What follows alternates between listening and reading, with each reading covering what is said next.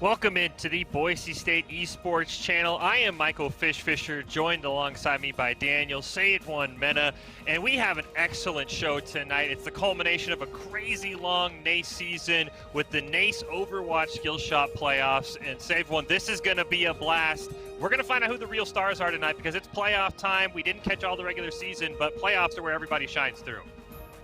Exactly. The whole entire season is all about both of these, or all of these squads coming together, right? Trying to put together a team, best of the best of the college scene. And all of the practices have been ironed out. All of the knots and all of the players' mistakes have been yelled at by coaches. And now it's finally time to come together and see if they can end up winning those.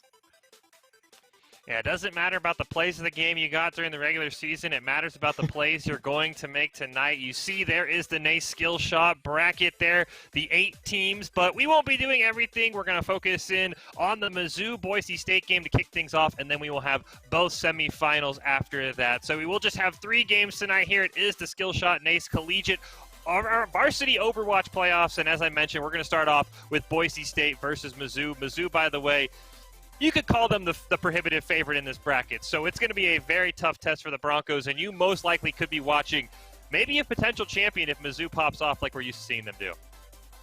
Exactly. And I feel like it's going to be really cool to see both of these squads face off against each other. Of course, we could have favorites throughout all of the playoffs, but on multiple occasions in a row, we have seen upsets happen. And I guess since we are streaming over on Boise State, it wouldn't really be an upset in our regard, but it would still be really cool to see a competitive series at that. Yeah, I'd love to see it. I'll be really curious to see what the hero bans are going to be. That's sort of been the talking point of this NACE season is, of course, the hero ban, something implemented by Blizzard to, I don't know, you could argue maybe to stop the one tricks, to make the Overwatch League more competitive, but we've been following right along. So I'll be really curious to see who the bans are, because some of the bans you just kind of yawn, you're like, okay, no one's going to play that anyway, but some of them can have a real big impact on a team comp. Yeah, and I feel like we need to touch on them as well, because you brought up that point. Reaper Ashe over on the damage side in that pool. For the tank, it's going to be Reinhardt as well as the support Brig. So that leaves open, at least for the tank pool, double shield. We've been seeing Sigma as well as Orisa come into that pool a little bit as a substitute for the Reinhardt. As for Brig, though, a lot of Lucio, a lot of Moiras have been picked. And then for the damage category, I feel like the only one that really gets affected here is Reaper, right? I guess no one really plays Ashe all that effectively, right? You could just play McCree and not really get the same results, but you can still get a really nice damage hero out of that. But Reaper definitely is going to be massive here as the ban. So we'll see how it can mix up the situation. Yeah, I would say Brig also feels like one of those yawners. Brig's kind of been the, Ana or Lucio's banned, we put Brig in. When Brig's banned, everyone just kind of says, we're not going to play Brig anyway. So I think that one's going to be kind of a wash. But I think the Reinhardt's going to be huge, but you said teams have kind of adopted double shield. And then the Reaper, because I've seen some teams when Boise State's played where they just can't find the combo with the Mei because they're so used to Reaper Mei. They just don't have a solid second DPS. They try Doomfist, they try a sniper like a Widowmaker, and they just can't find it. So I think, as you said, it's going to be Reaper and Ryan should be the main focuses of how our team's going to replace those, especially the Reaper, because that's kind of the reason the bans, right? They target players who were maybe sort of one tricks and punish them a little bit.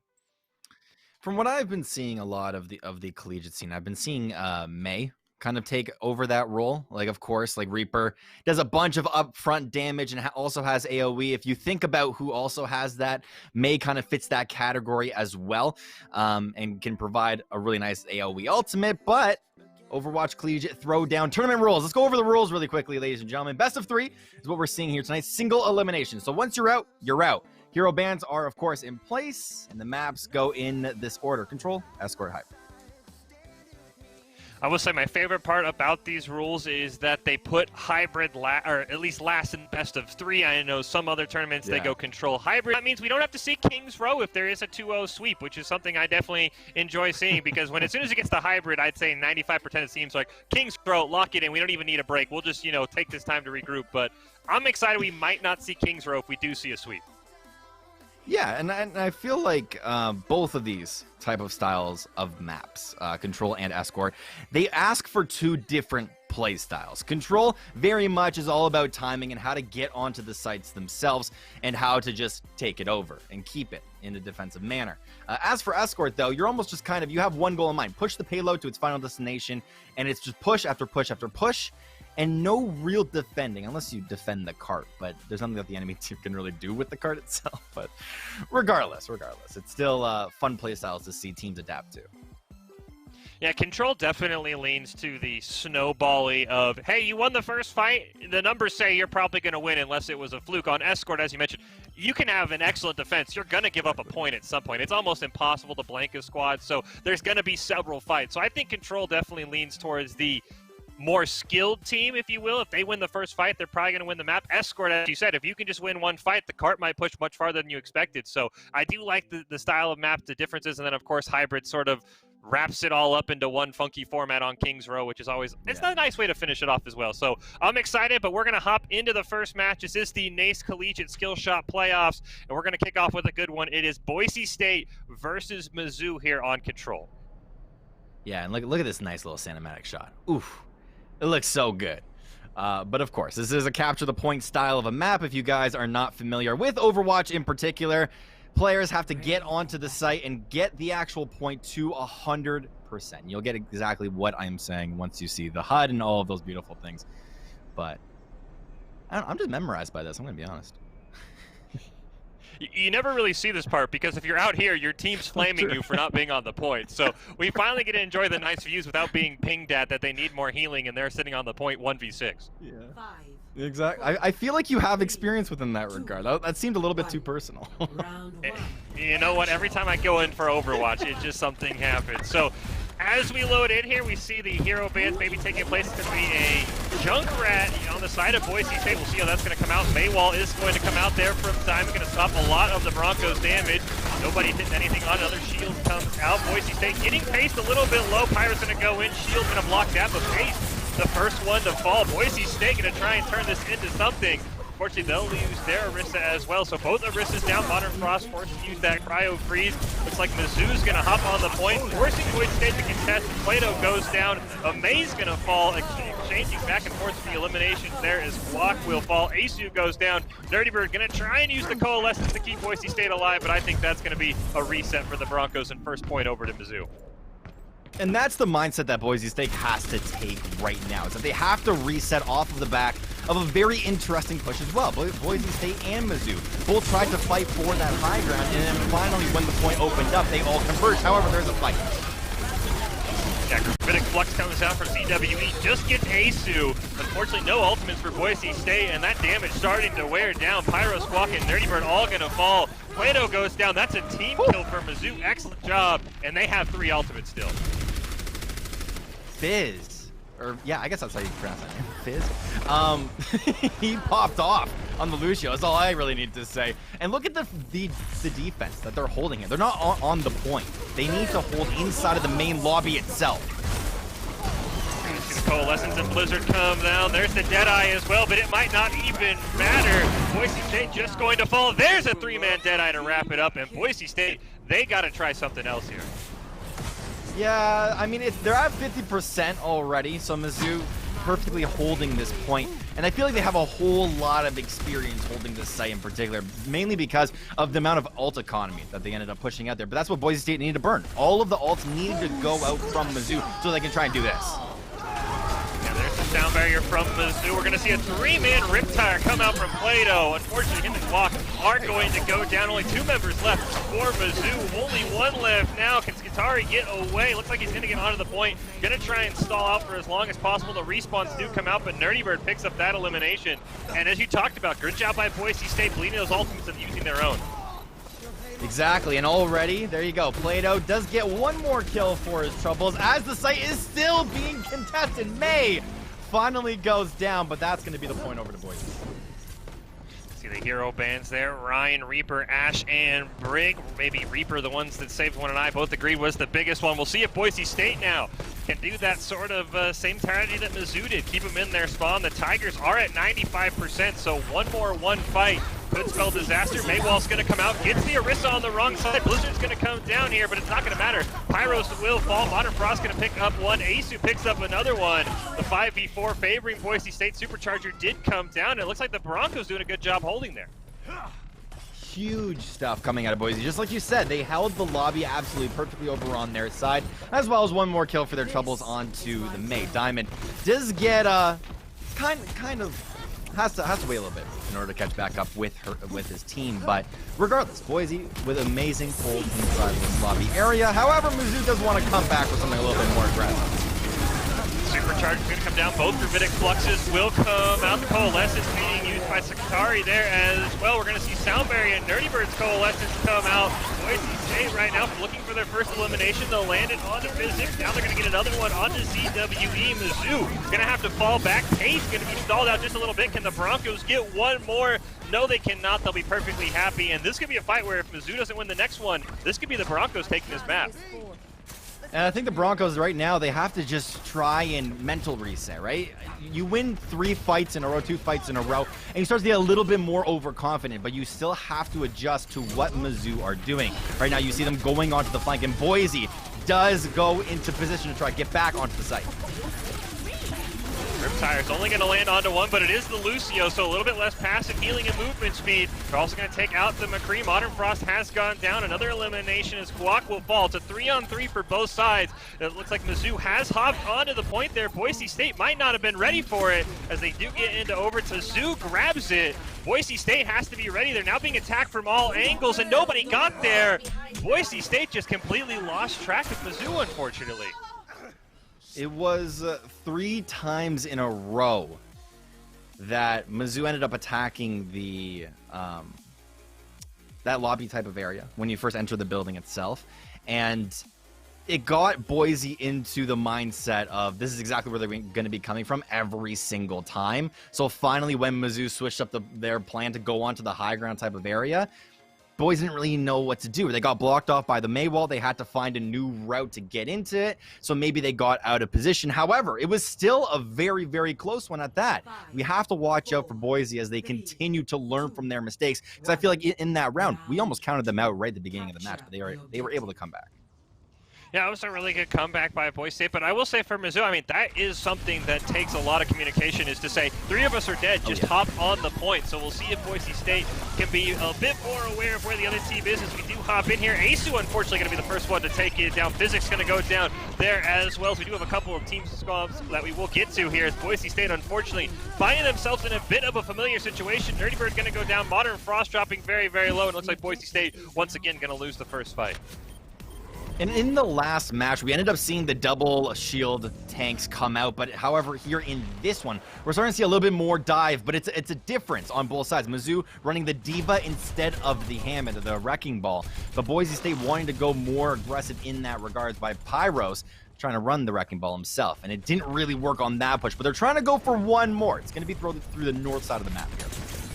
I think a lot of it's going to be to see the hacks that both sides can land with their Sombra, as we do see Pyros going to be the first one to go down there. Guac going to get onto the point, maybe trying for a bit of a sneaky cap himself. The rest of his team is going to come in, but Mizzou quickly spots that out. Health bars dropping low. They are going to get a pulse bomb onto Pace, take the monkey out of the fight for now. Boise State unfortunately going to lose Plato as well. Guac dropping very, very low. The Winston will fall for the Broncos, and now the elimination starting to rack up for Mizzou. They're going to get another one. Nerdy Bird just jumps off to stop the stagger, and Boise State, a little bit of divide and conquer, but it didn't work.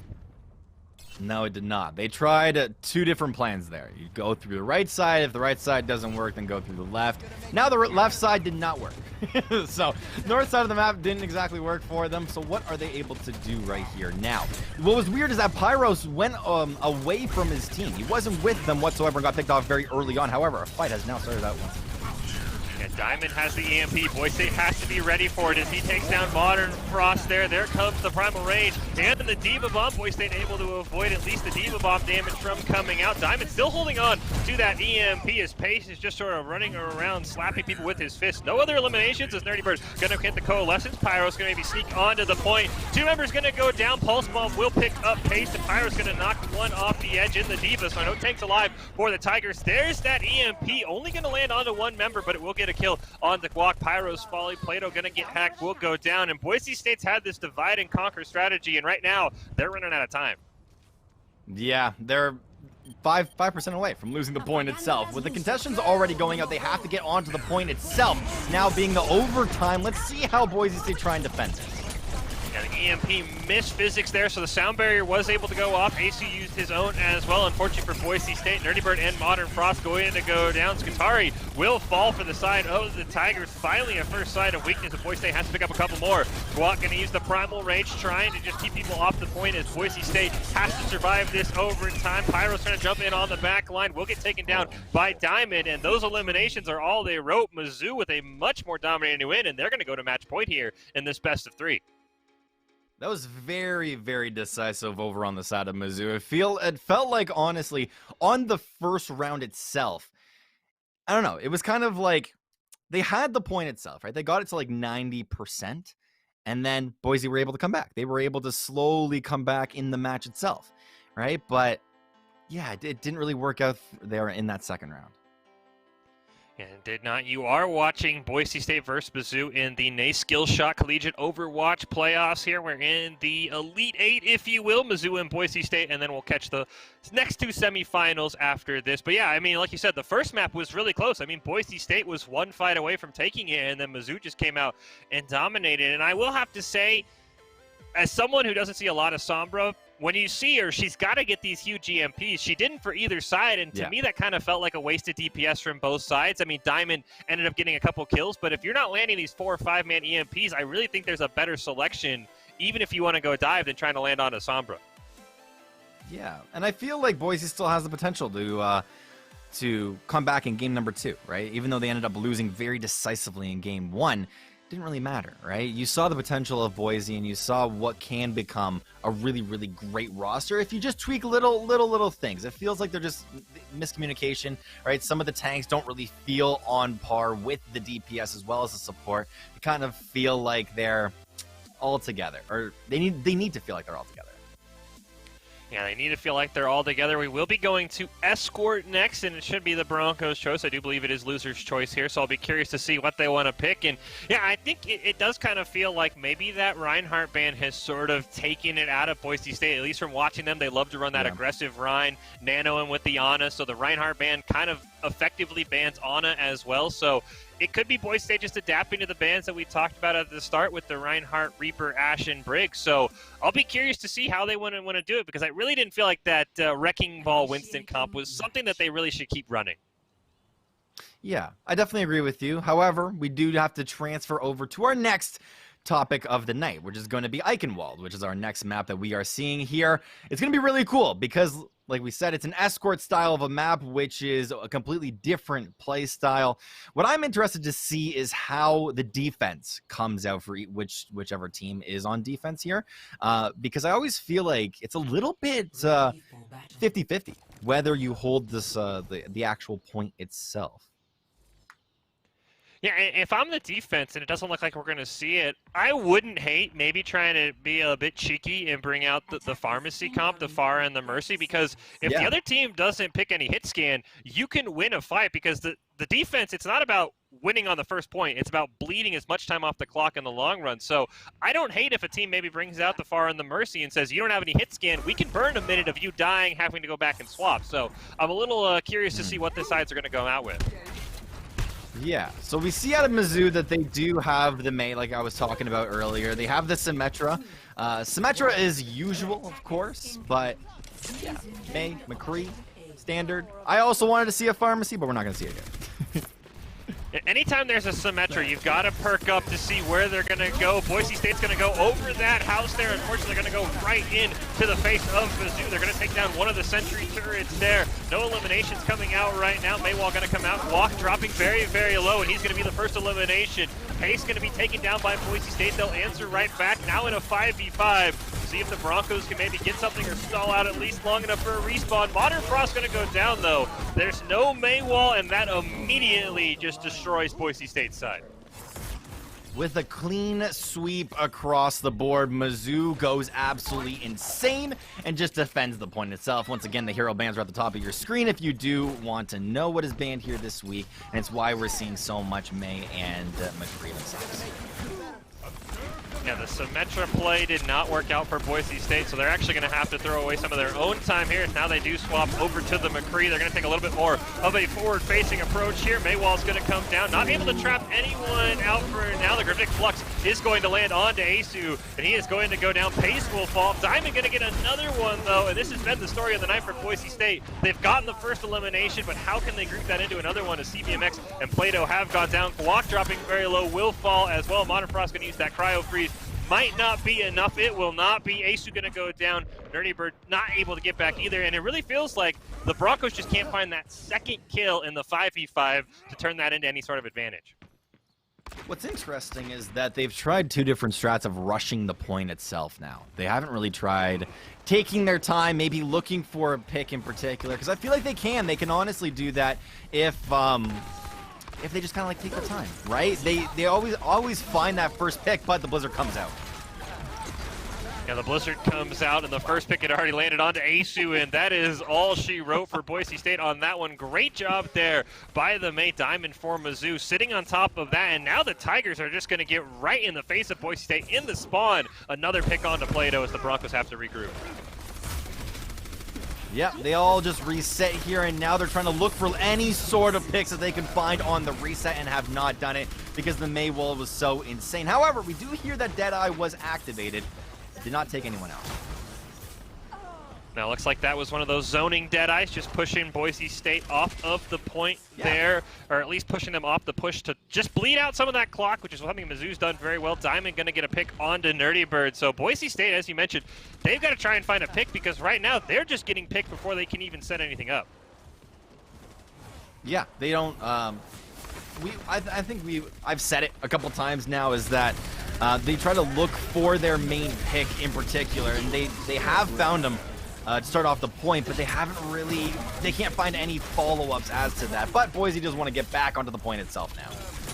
Yeah, Deadeye from Plato going to come out, not going to land on anything. Modern Frost now going to use the Blizzard, able to get it off. Skatari's going to use that Coalescence as well. Dirty Bird answers with their own. Sound Barrier comes out, but it's only going to land onto Physics. That could be something Boise State can take advantage of right now. That shield missed on everyone. Supercharger going to come down. We are going to see the Gravitic Flux going to land as well. And this looks like it might be Boise State's best opportunity. 3 members down, make that 4 and 5. Diamond respawning, and the Broncos, thanks to a awful sound barrier, going to get this point. Huge stuff coming out of the Broncos here as they're finally able to take the point. And just like you said, it was one bad move that Mizzou did. And they were able to get onto the point itself. But now it's a completely different type of game. You get onto the point, and they're very used to doing that, like we've been seeing. Now they have to push a payload. And I feel like with their pick potential, they've constantly been getting picks every single fight. I feel like now is where they really, really start to shine. However, we have Zui get the first back. Unfortunately for Boise State, in a similar situation, there is a Maywall that comes down. Guac gonna fall. Asu used the sound barrier, so he kind of copied Physics there. Didn't land onto anybody, and the whole team is going to go down. So Mizzou now gonna sit right in that spawn. Boise State has to be very, very careful where they come out from. Exactly, and I feel like the Maywall is going to play a huge factor as to who ends up getting picked off first. So Boise, they all have to be together when they exit this building, or else the Maywall just clumps up one of them. However, the Flux comes out. Gravitic Flux going to land. Health bars dropping low. The Coalescence from Nerdy Bird, not enough to save 3 members of the Broncos, 2 of them dying to Blizzard. Nerdy Bird going to go down as well. And yeah, it did look like Boise State tried to go with a divide and conquer strat once again, maybe peel some of the attention off their front line, and that just didn't work. But the problem for them is they got 2 ults out of Mizzou, and the Tigers still have 3 left. Yeah, but for their benefit, it was Diamond and Zui's ult, you know? So the Sigma ult out of play, May ult out of play. Now Boise has to come back with something even stronger. Deadeye does get 1. Deadeye does get one. The Supercharger still up, though, for the Tigers. Finally going to be taken down there by CBMX. Amaze going to go down as well, choosing not to use his own Deadeye there. There is a Blizzard available. Boise State wants to use it as they do get another pick. Make that a couple more now. The Broncos taking down 4 Tigers there. Skatari going to fall, and Boise State now able to get out of their spawn, but they're going to have to push well into overtime here with this payload and only 50 seconds left. This is going to be scary. I was literally just going to say, is that 50 seconds left and they have to get all the way in front of the Icon Wall Tower front. And this is such a hard corridor to fight against because you have to take care of the bridge area itself and then you have to take care of so much more. Whoa, this is a huge fight. And Deadeye's going to get one to start. Amaze going to get another one, but Guac and CBMX going to answer back. There's 3 down on both sides. Physics gives the Broncos the advantage. CBMX goes down. It is a 2-on-2. Diamond falls. It's just Skadari left, and he might be running away, but he actually going to get Play-Doh there. We do see Nerdy Bird was just pushing the point the whole time, so Boise State in the numbers disadvantage, winning that fight and going to keep the payload pushing. If I want anybody to be on this point, it has to be the Moira. At least a little bit of support on the point, as well as a May. The May wall itself is going to block off the rest of the team as they try and push through the last couple seconds. Riddick Flux going to come out. Sound barrier lands onto all 5 members this time for Mizzou. Riddick Flux going to come out. So did the Blizzard. Every ultimate coming out right now as Deadeye is going to pick up a pair. Supercharger is there. One man is going to fall off the edge, but it's not going to matter for Boise State. They're going to get a clean team kill when they needed it the most, and they're going to survive to get another push in. Gonna be honest, I didn't think that they would push it this far. However, they have binded together as a squad and are now pushing into the doors themselves. This inner area, they got a minute and 20 seconds to push all the way. They got to get it through picks because Mizzou's spawn is right next to the final point. Well, unfortunately for Boise State, they're going to be the first one picked there. CBMX is going to go down, and now the Tigers going to take it right to him. A Maywall trying to stop the bleeding for Boise State, but it's not going to matter. Guac going to go down. CBMX had Nerdy Bird had just respawned, so Boise State, unfortunately, they haven't had the great starts, but they've had the great finishes. That's all that matters. Exactly, and they have 50 seconds to do so, so I guess they're kind of in their prime right now. So we have to watch out for this. Any sort of pick that Boise can get is what they try and play off of. Mizzou has 2 ultimates though, and they've already used 1.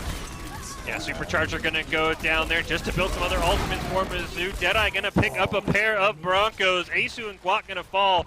Just Play-Doh left alive. He is going to fall back. The Broncos realizing that he needs to stay alive, maybe even get a pick here, but they're going to have one last shot at this payload. They got 17 seconds to do so, Fish, and I feel like if they get in the right position, they could. However, Mizzou are trying some sort of cheese, and they already got 1. And Mizzou's going to get 1. They are going to take down Skatari, so it is a 5-on-5. The Gravitic Flux is going to come out. A CBMX will fall. Nerdy Bird using that Coalescence, trying to keep the health bars high for Boise State. They are into overtime, and right now there were a pair of Broncos on the point. Unfortunately, the health bar starting to fail for Boise State. They're going to do their best stall now as you see CBMX on that Wrecking Ball, trying to get to the point, but the Blizzard comes out, stops the hamster in his tracks. Boise State, they've got to be proud of how far they got because that first point looked disastrous for a while. It was huge, a huge amount of distance. Every single time I feel like Boise have gotten onto the point in the last couple of seconds, myself, I just look at it and I'm like, all right, this round's over, right? And they say, no, we're crawling back, we're clawing back, and we're trying to surprise a lot of viewers, and they definitely surprised me. So they took that payload way farther than I thought that they would ever get it, but they got it a fair distance. Yeah, I mean, it was honestly a moment where it's like Boise State's not going to get this first point, and then they get it, and then, okay, Boise State's not going to get the second point, and then somehow they push that entire length just in the last 50 seconds. So I'll be very curious to see how Boise State wants to hold Mizzou. Now, the Broncos did come out with some Symmetra teleporter cheese onto a roof. I'll be curious if the Tigers just kind of say, you know what, we're so confident in our team fighting abilities, we're just going to walk right onto the point and just try and gun you down. Yeah, and I feel like now is when the difference comes, because it's a completely different play style. You got to defend a point itself, and then you have to transition into defending a payload. This is going to be very interesting to see how Boise end up defending this, and if they can hold it the exact same way that Mizzou did. Because if they can, we could see some crazy results. Yeah, and just to say how crazy Boise State's push was. They only won 3 of the 9 fights. They only won a third of the fights in that last map. And they still got 2 checkpoints and about halfway to the 3rd one. So Mizzou really only needs to win a couple of fights, as we just saw for Boise State, as the Maywall is going to come out. Cuts off a couple members of the Tigers, but they're able to push right through. Pace dropping very, very low, but he does not have any qualms. They're going to lure Boise State in around the corner. We'll see if the Broncos are going to take the bait. Guac going to get stunned. CBMX dropping very low as well. Guac going to get healed up, though, as Physics and Diamond start to fall. The health bar's dropping. Boise State, though, going to lose another member as well. So it is a 4-on-4, unfortunately. Much like on the attack, Boise State, they get the first couple picks even with Mizzou, and then the Tigers really just ramp things up.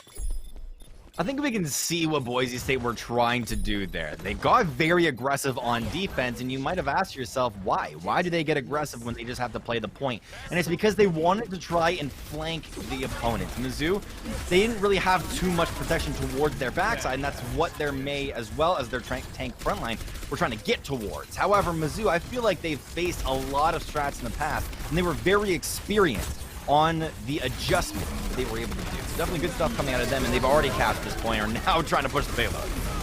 Yeah, Coalition's going to come out from both sides. The Deadeye going to come out from Plato, not going to land onto anyone, but Pace will go down. Maze has his as well, but looks like he's going to hold it. Boise State taking a very aggressive approach to this, almost like Mizzou, just getting right in the Tigers' face and almost daring them to push. Yeah, and definitely a good hold coming through from Boise State. They know exactly how to hold these small chokes. Of course, there's 3 chokes in this very small type of area. The way that Mizzou is going to get out, though, is if they try and flank and surprise Boise State. It's going to be huge as they all try and stack over towards the left side. Yeah, Sound Barrier's going to come out to cancel out the Gravitic Flux and the Deadeye there. The health bar is nice and healthy for Boise State, and they immediately turn it around. Supercharger going to come down from both sides there. Gravitic Flux used by Guac, as there's a couple eliminations going back and forth. Both Blizzards going to come down there as well. The dueling Venn diagrams, and it looks like that's going to favor Boise State. They're going to win another fight, but it did take almost every ultimate that they had. I was just going to say, the only thing we have to look out for is Plato, because he has McCree. He's got 65% on his ult in particular, and he has to look to try and ramp that up a little bit. Over for Mizzou, though, same kind of thing is going on, where McCree only has his that's slowly coming up. Plato already getting 1 pick is huge. Unfortunately, Diamond going to get the pick right back. Boise State with this high ground I would have liked to have seen them do earlier in the map. They're going to get caught out there by CWE. He's going to chase him down, but he's going to get eliminated now. The Broncos getting a couple of picks, unfortunately. In the meanwhile, they are going to lose a couple of members down on the payload as the payload starts to push away for them. Now it looks like Mizzou's almost defending Boise State as the Broncos try and jump in to do what they can. Guac is going to fall, and that was a scattered attempt there from Boise State as Pace gets another one, and it looked like there for a second Boise State was pushing the payload and Mizzou was defending them there at the end. Exactly, and I feel the one thing that's really sticking out to me right now is the amount of time that's remaining for Mizzou, because when Boise State was at this point, they had 1:30 in order to get to the final location. Now, Mizzou, they have got 4 minutes and 30 seconds. Huge amounts of time with so many ultimates available to themselves. Yeah, I'm going to be curious to see if the Tigers just throw everything at the wall. There comes the Coalescence. There's the Deadeye on both sides. Physics holding onto the Sound Barrier for now. Nobody eliminated just yet, but Plato is very, very low for Boise State. Looks like the health bars have started to recover. Diamond dropping low now. Guac immediately going to use the Gravitic Flux. Sound Barrier going to land onto everybody, though, for Physics, so that's going to keep everyone nice and healthy for Mizzou. Boise State starting to fight through those. Here comes the Dragon Strike out from Diamond. Sound Barrier and Coalescence used from the Broncos side, but it's going to get a pick onto Nerdy Bird that might start to shut everything down for Boise State. There comes the Supercharger down from Pace as the eliminations start to rack up for Mizzou. 3, 4, make it 5 down, 6 as well, and that is going to be a great push by Mizzou, and the Tigers will take this first match in the best of 3, 2-0. Huge stuff coming through from Mizzou as they came to fight and they just sweeped the competition. Good stuff coming out of Boise, though, as they definitely did fight in their own regard, but my goodness, was this a match? Yeah, Boise State, the 2-0 scoreline, not indicative of how close this series really was. As we talked about, the first control map was 2 seconds away from going to Boise State. It really took a gutsy call from Mizzou to win that, and then the Broncos winning only 3 of 9 fights on offense there on Eichenwald and still pushing that far. Just incredible. As you see the brackets there, we do have our first team advancing from a game we did not see. Looks like St. Clair is going to be moving on to the semifinals. Mizzou in the on the bottom side of the bracket in their own semifinals. So we will have both of those coming up. We will have both semifinals. So should be very fun to see who is going to be, but really a well-fought match to kick this off because Mizzou and Boise State, very, very close teams. Yeah, amazing stuff coming out of both of these squads here. Boise State and Mizzou both pulled tooth and nail, right? They kind of threw at each other everything that they've been prepping over these weeks. And just like you predicted, actually, early on in the broadcast itself, Mizzou were going to pull out on top. Boise State was coming in as the underdogs, of course. There was always that potential for the underdog story to come about, but not really this time here, Fish. No, I mean, but the underdog, as you mentioned, they fought tooth and nail. They like I said, that 2-0 score line, that's what you'll just see in the final printed stats, but that's not the full tale. Boise State very, very close to maybe stealing one away from Mizzou, but we will have much more action ahead. As I mentioned, we'll have both semifinals. We see St. Clair in one, Mizzou in the other, and then, of course, waiting on the results of UT Dallas, Jamestown, and Full Sail and Bryant Stratton. But that was a lot of fun, and we talked about how close of a match it was, and I do believe we have a top 5 plays from that match because there were some crazy plays. So let's go ahead and check out the top 5. Yeah. Just kidding. We're not going to do that. We're not doing it just yet. It's all good, though. It's all good. But definitely. I always have this weird problem. This is definitely weird, but you can see like a little bit of light coming through here. Anyways, it's fine. It's fine. But yeah, the top 5 plays, we got it now, so we're good. Yes. Let's go. Let's see the top 5 from Boise State and Mizzou in the NACE Skillshot Collegiate Overwatch Challenge.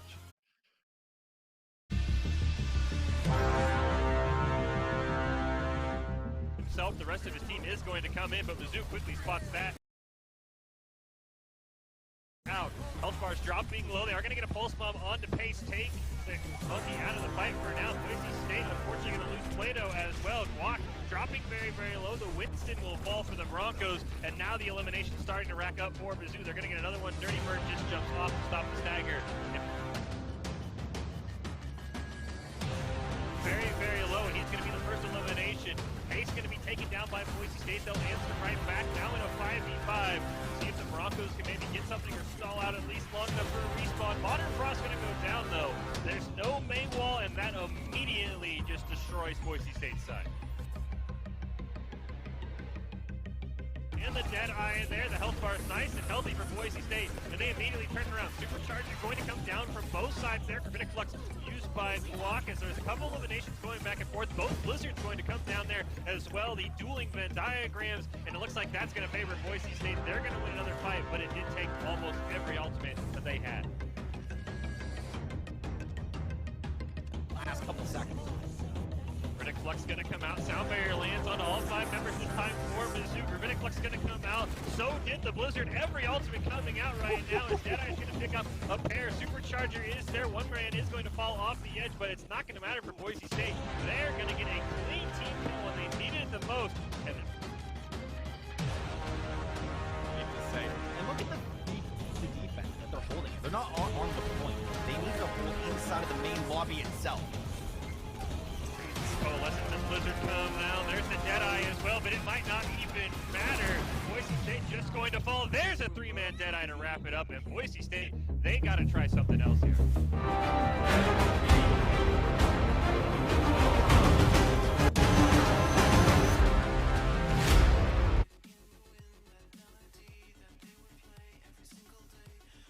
We are back here in the Boise State Esports channel. It is the NACE Skillshot Overwatch Collegiate Playoffs, and we are on to some of the semifinals. We just got done watching Mizzou and Boise State, the Tigers, 2-0 winners here in this best of 3. You can see the bracket on your screen. St. Clair awaiting the winner of UT Dallas Jamestown, and the Tigers awaiting the winner of Full Sail and Bryant Stratton. We will have both those semifinals coming up tonight, so you do not want to go anywhere there. It is Fish and the saved one, Daniel Mena, on the cast here, and let's talk about the hero bands. It's Ryan, Reaper, yes, Ash, and Brig, if you haven't joined us. And I personally think Ryan may be the most impactful. He's been sort of this staple tank ever since the Orisa Sig got nerfed. So how do you think Boise State and Mizzou handled the Ryan ban? And do you think they maybe could have done it better? Or do you like the Orisa Sig in the nerf version kind of come out? On map 1, we ended up seeing 2 different types of comps, and we predicted this early on, is that there were going to be the double shield as well as the dive. And we didn't exactly predict the dive, but the double shield we saw on both sides. I feel like both of these teams kind of adjusted nicely, right? The Rhine, of course, would have played an amazing role within both of those squads, but with no Rhine, right? You don't really have that frontline shield, right? You don't really get as more simple than just a straight up shield.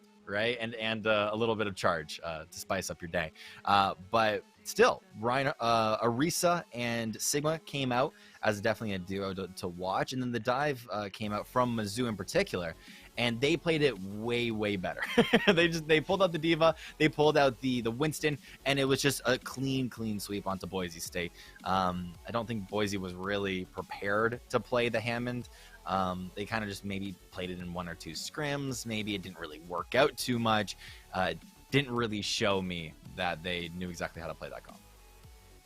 Yeah, and I will say the other thing with the Rhine ban is it effectively bans Ana, because Ana's main purpose is to nano a Rhine and just let him left-click everyone to death. So without Ana there, I mean, that also is something teams have to get used to, bringing back the Moira back into the fold. Everyone kind of says it's Lucio, Ana, and then we'll deal with the bans as they come. So the Rhine does kind of effectively have a second healer ban, because Ana loses a ton of effectiveness if she can't nano a Reinhardt. Yeah, I definitely agree with you. So that's kind of like the Reinhardt all summed up, right? The Reaper and the Ashe and the Brig were the last 3 that we had to touch on. You said that the Brig didn't really matter in this case. It was just like, Brig's Brig. We would have rather seen Moira maybe. But other than that, Reaper, Ashe, Reaper is the big one there, and Reaper got very easily replaced as well. He got replaced with a Mei as well as a McCree to match him up. But we do see the bracket still. Full Sail ends up beating Bryant. Yeah, Full Sail definitely going to have their work cut out for them against Mizzou. Still waiting on UT Dallas and Jamestown. Winner of that going to advance to face St. Clair. Is a best of 3, so we hopefully shouldn't be here too long. But, of course, in Overwatch, there could still be overtimes on top of overtimes. So should hopefully have that all wrapped up here very soon. But, yeah, I think the hero bans, as you sort of mentioned there, the Ashe and the Brig sort of The Reaper, he was kind of easily replaced as well. So I'll be curious to see. I am really surprised that we didn't see either team bring out the Fair Mercy there on the start. But I guess with McCree still up, it's kind of the default hit scan. No one's really going to mess with, say, oh, they're not going to bring a McCree. So I can see why we're going to see a lot of the same comps tonight. Yeah, I think it's just like you said. We're going to see a lot of similarities within different comps. I think where it really starts to shine is within the kind of weird DPSs that come out, because that's the hero pool that's got the most diversity. So continue reiterating this point. Reaper, Ashe, really good bans just to kind of take out the Ashe 1 tricks. Are kind of sad they're crying, but Reaper in particular, a lot more people play him. But what I want to start to see is, do we start to see any Junkrats? Do we see any Torbjorns? Do we see any Widowmakers? Do we see any of these weird DPSs? Yeah, we did see a Junkrat for Boise State on the first control map. Actually got a 3-man Riptire, which was kind of impressive. Yes. So we have seen one Junkrat, but yeah, as you mentioned, the Widowmakers. We did see a Hanzo at the very end of that last map there for Mizzou, maybe get that sort of pick presence that they wanted to see. But yeah, something like that.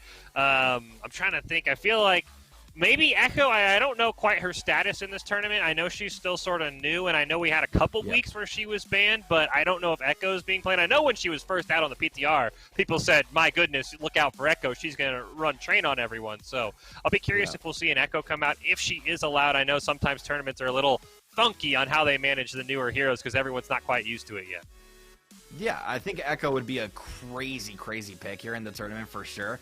I don't think she's being played just because it would be a little bit broken, honestly, and I feel like a lot of teams would just immediately pick her up, right? She's just kind of that extra backline DPS, but then she can also use ultimates on whoever she targets. So yeah, I want to say don't let her through, but you can't really ban heroes in this game, so she would get through. regardless. I would be totally okay if we went to that more let's ban out heroes as opposed to Blizzard just throws bans at us. Because as we talked about, sometimes these bans just totally whiff. And I will say another DPS that we didn't see that in the right hands, at least Boise State fans will know, Doomfist can be incredible. Now, he loses some of his value because there's not an Ana to dive onto, but I would still love to see a Doomfist just jump right onto a Lucio Moira back line if he can find his way there and just absolutely obliterate them. So he's sort of that other second tier, but if in the right hands, he could be absolutely deadly. Yeah, and I think a lot of teams in Collegiate in particular have picked up the Doomfist just because he offers a lot of the things that May offers, and that's kind of like a weird one, a big old question mark, because May, she freezes people, right? But with Doomfist, he can also stun people with his punch as well. He's got his ultimate that just massive amounts of AoE that can pick off one member in particular. So I would not be surprised either if we ended up seeing a Doomfist. Yeah, and he can go over the Orisa Sig shields, unlike a Mei, so he can get on that back line, but we'll have to see. But before we get to the ending of the semifinals, we are still waiting on one map in the quarterfinals to get finished, or one match, I should say. We are going to take a very short break, but don't go anywhere because we are going to have both semifinals in the NACE Skillshot Overwatch Collegiate League coming up next. Since 2016, universities have been adding varsity esports, competitive intercollegiate video game teams, with nearly 100 colleges and universities now with official programs. Esports is fast becoming the new college sport. But with any dramatic change comes criticism. How could institutions of higher learning promote something so trivial? But when you look a little closer, esports demonstrates, just like other sports, that it's a pathway to something more. There's several misconceptions when it comes to esports and its place on the university campus. The first and foremost is that people would say it's not a valuable learning activity. It's not a place where people can learn new job-related skills or maybe get a good industry feel for what's happening outside the university environment. And that's just simply not the case. And all evidence points otherwise. There are so many new jobs. The industry is absolutely booming. People are looking for students that are graduating with experience in things like streaming and technologies, marketing, the whole business side, sponsorships. There's the whole graphics and coding component that involved in esports and other video game type of activities that are really important in just terms of jobs and industry. And on their way to those careers, students who attend schools with varsity esports programs can compete for their university. But in order to be eligible, students have to meet the same high academic standards as other student athletes. You have to maintain a certain GPA. You shouldn't be playing constantly. You should have like a certain time frame and like practice for like 2 hours a day or 4 hours a day. You shouldn't be just like overwhelming yourself. Care about your grades first and foremost. As Dr. Haskell said, he cares about our grades first because we came to college to get an education, to get a degree, and then we also get to do what we love and play esports. Athletics and other university-sanctioned activities bind students together with purpose, a chance to be part of something bigger than yourself, where we learn to work hard, play a role, lose with dignity, win with honor, all for our school. This is why we play.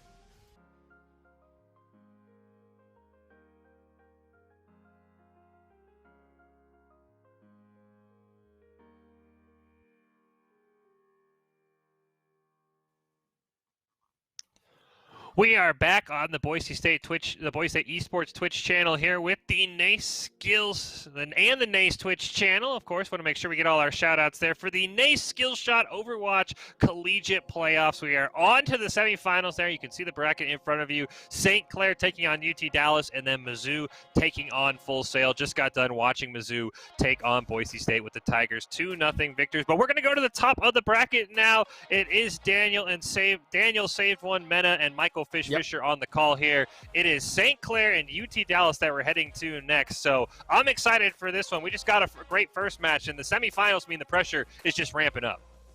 Yeah, exactly. We ended up watching Mizzou and Boise go at it on each other, and it was such an explosive match itself. However, now we're going to start to watch St. Clair and UT Dallas, which is going to be very interesting too, because a little bit of a spoiler, I'm from St. Clair, and this Overwatch team is just so much fun to watch because these guys really took it to the next level in this semester in particular. They completely revamped the roster. They brought in some really nice star players in particular. The tank lineup is so much fun to watch. The support lineup and then the damage lineup, they're all just great, honestly.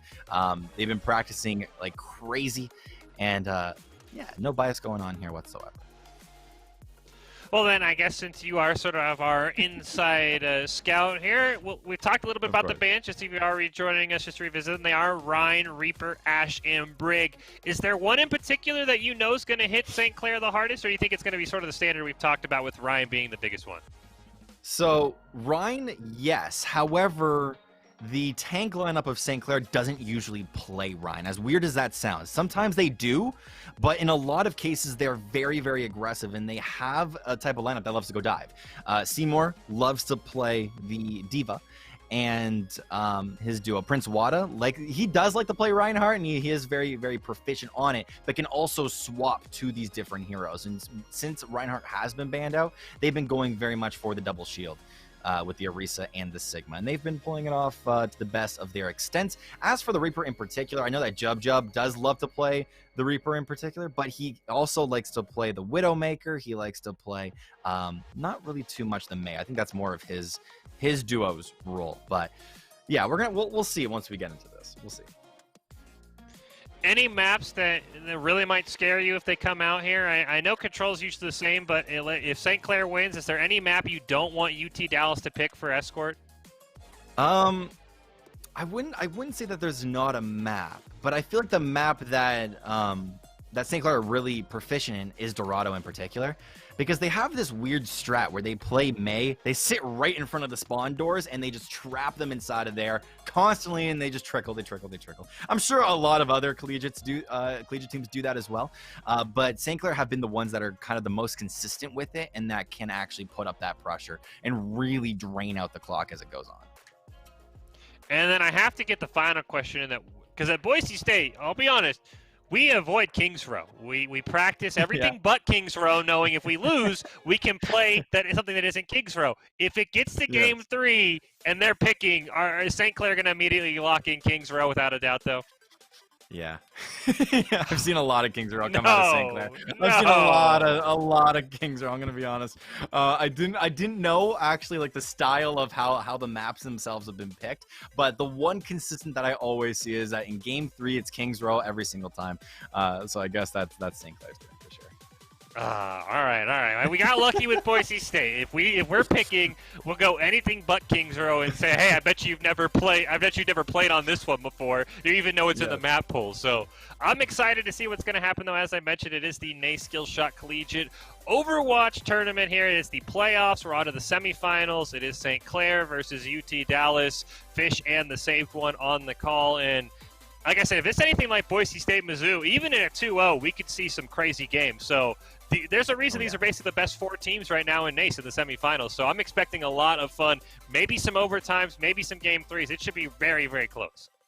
Yeah, in the first rounds of play, usually you do see 2-0s. You will see kind of maybe a straggler of a 2-1, but most of the time they are just 2-0s just because the teams in the first rounds in particular are just so incredibly dominant. But here in front of us, we got the Collegiate Throwdown tournament rules. Yeah, they are best of 3. It is single elimination. Hero bands are in place, as we touched on, with the Rhine, Reaper, the Brig, and the Ash. And then the maps are going to go in order of Control, Escort, and Hybrid as the final one, being, as we mentioned, if it is a 2-0, we might not have to see King's Row. But those are your rules. And these best of 3s, I will say, they do speed things up a little bit. I know some other tournaments go best of 5, so you can sometimes maybe drop Control and still feel comfortable. But you drop that Control and the other team's already on match point, it can really change sort of how you play on Escort, because you can't afford to make a mistake as you can maybe in a best of 5. Yeah, and I feel like if I'm not too sure how the maps themselves are chosen. I'm guessing it's by the teams, but Oasis is usually what St. Clair chooses first. I've seen a lot of Oasis in first rounds come out from them. Not really too much Busan though. Okay, so Lijiang Tower. We were just told by our producer that Lijiang Tower is the first one to come out here. So definitely an interesting map as well. Yeah, production letting us know Lijiang Tower chosen by the tournament as Control, and then as you mentioned, it is loser's choice for Escort and then Hybrid if we get there. So I don't mind that. I don't mind having a predetermined first map, because then it's who gets to pick the first map? Do you coin flips? No. I like having Lijiang Tower set, and then having the loser pick, of course, tries to even it out, because the loser can say, hey, I want to pick a map that goes in my favor, maybe get us back in this series. So I'll be very curious to see how this Lijiang Tower goes. Last time, as we talked about with Boise State and Mizzou won that one in 2-0. It is sort of like tennis, where there's games inside of games in Overwatch where you win the first map and then you only get 1 point. But it was still very contested, and as we talked about, it'll be curious to see how these teams adapt to the hero bans that are in place. I definitely agree. And I feel like a lot of these hero bans have affected how a lot of these maps are played. Like, of course, the double shield is a nice substitute for the Reinhardt, but you can't really substitute Reinhardt at the end of the day, right? Reinhardt's Reinhardt. It's always great. However, what I'm really interested to see as well is what is being played on Escort. What do you think? And I think this is, I have to ask this. What do you think is going to be played as an Escort map? What do we usually see? You know, I think Eichenwald is sort of what I've seen has been like the go-to Escort map, especially recently. Now, it is a little bit better when Reinhardt's in the meta, because the defending team can grab the high ground on the second point, and high ground is Reinhardt's one weakness. So I wouldn't be surprised if teams have just been scrimming on Eichenwald and they say, hey, let's play Eichenwald. But as you mentioned, Dorado, I think if you have a good first point defensive strat on Dorado, you pick it, because if you pick that and know you're going to attack first, you could be in for a nightmare, because I've seen some crazy holds by Boise State. So I think Eichenwald's the safest, where it is sort of the hardest to trap someone first point. But if you have a really good defensive strategy on Dorado, like you maybe mentioned St. Clair might have, I don't hate it, but you've got to be very careful that the other team doesn't do the same thing to you. Yeah, I also feel like Junkertown is in that pool as well. Junkertown is really, really good as an Escort map, and I've seen St. Clair play it a whole lot in the past couple of weeks, where they're just really, really clean. Out in the open, right? The first point, in order to get to the inside of the building itself onto that the second pathway.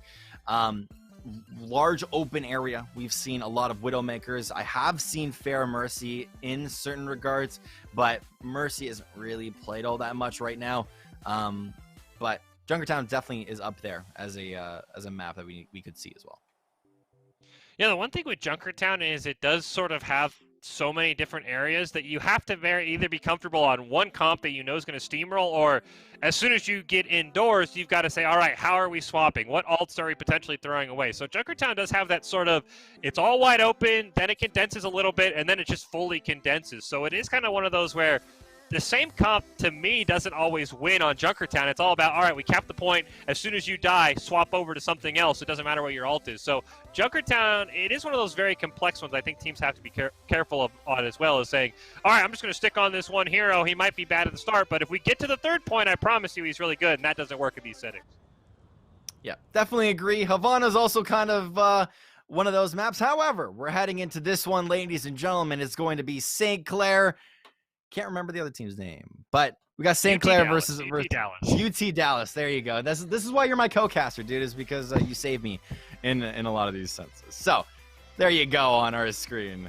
Got St. Clair, UT Dallas. This is going to be an explosive one. We're in the second round here of the NACE tournament, and this is the semifinals as well. And we're going to be covering both of the semifinals here in this tournament. So this is going to be great.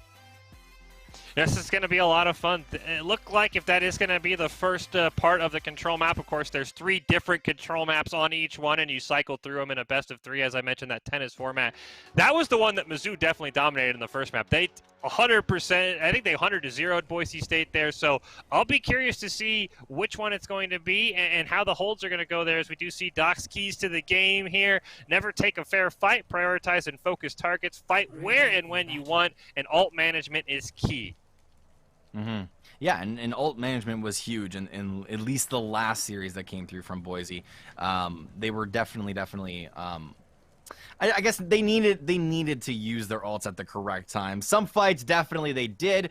However, some ultimates they did not, which led to their demise. We'll see if St. Clair or UT Dallas can come through here as we now start the prep phase itself. All of the heroes need to be chosen, and they are all going to be let out of their spawns.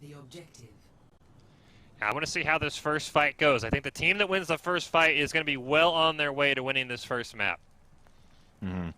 Yep, now both teams are going to be setting up here on the point itself as the fights have already broken out themselves. There you go. Worthy takes down Jub as well. UT Dallas just sweeping the board 2-0 so far. And there you go. Rest of the board now as UT is just completely wiping down the point.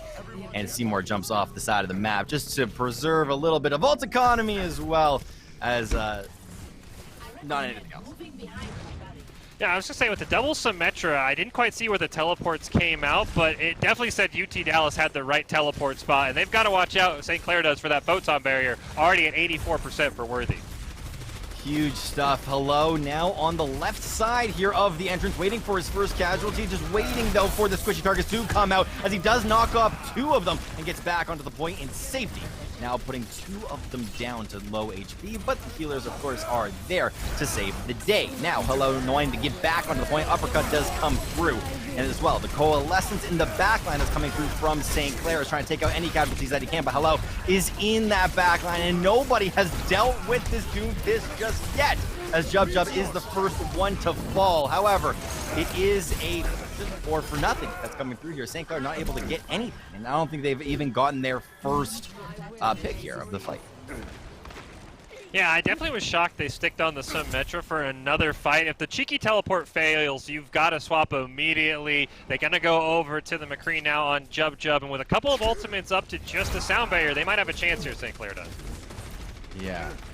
Right now, it's 63% coming through from UT Dallas, and St. Clair need to get onto the point and cap it. However, Hello has always been on this side with the Doomfist, absolutely popping off, and they need to take care of him before anything else. But Crypto has gone onto the site, and the Blizzard has come through. Jub does take care of an ultimate, but Worthy is now in the backline, takes down Imprints, Wada, Jub, all falling to the hands of UT Dallas. Crypto to finish off that fight, as UT Dallas takes 1 more for themselves.